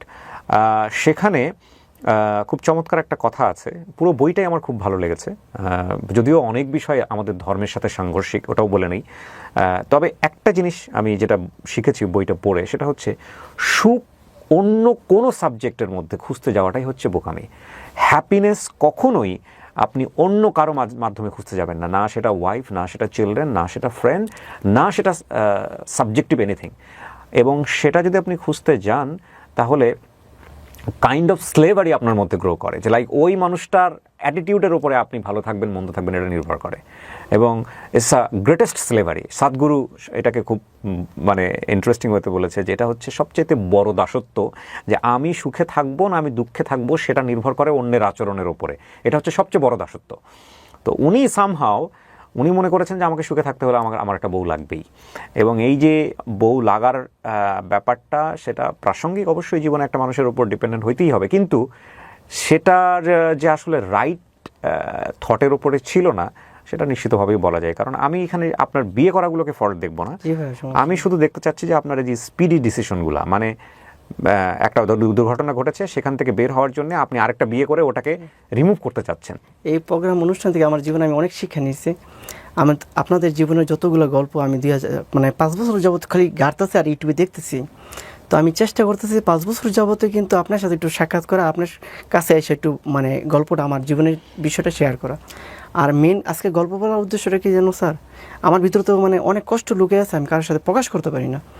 আর আমি চাচ্ছি আমার বাচ্চাগুলো যখন বড় হবে, আমার গল্পটা যদি তাদের চোখে পড়ে, তারা বুঝতে পারে আমার বাবা কেন এই কাজ। এই গল্প চোখে পড়তে হবে না, আপনার বাচ্চারা যখন বড় হবে সময়ে সময়ে আপনি আপনার বাচ্চাদেরকে অল্প অল্প করে বলেন। আর দ্বিতীয় কথা হচ্ছে যে বাচ্চাদেরকে বলারও দরকার নাই, বাচ্চার কাছে বাবা হিসেবে সফিস্টিকেটেড হওয়ার ট্রাই করাটাই আপনার জন্য দরকার, আর বাকি বিষয়গুলো নিয়ে কনসার্ন হওয়ার দরকার নাই। হ্যাঁ, এটা হচ্ছে বিষয়, টেনশনের কিচ্ছু নাই।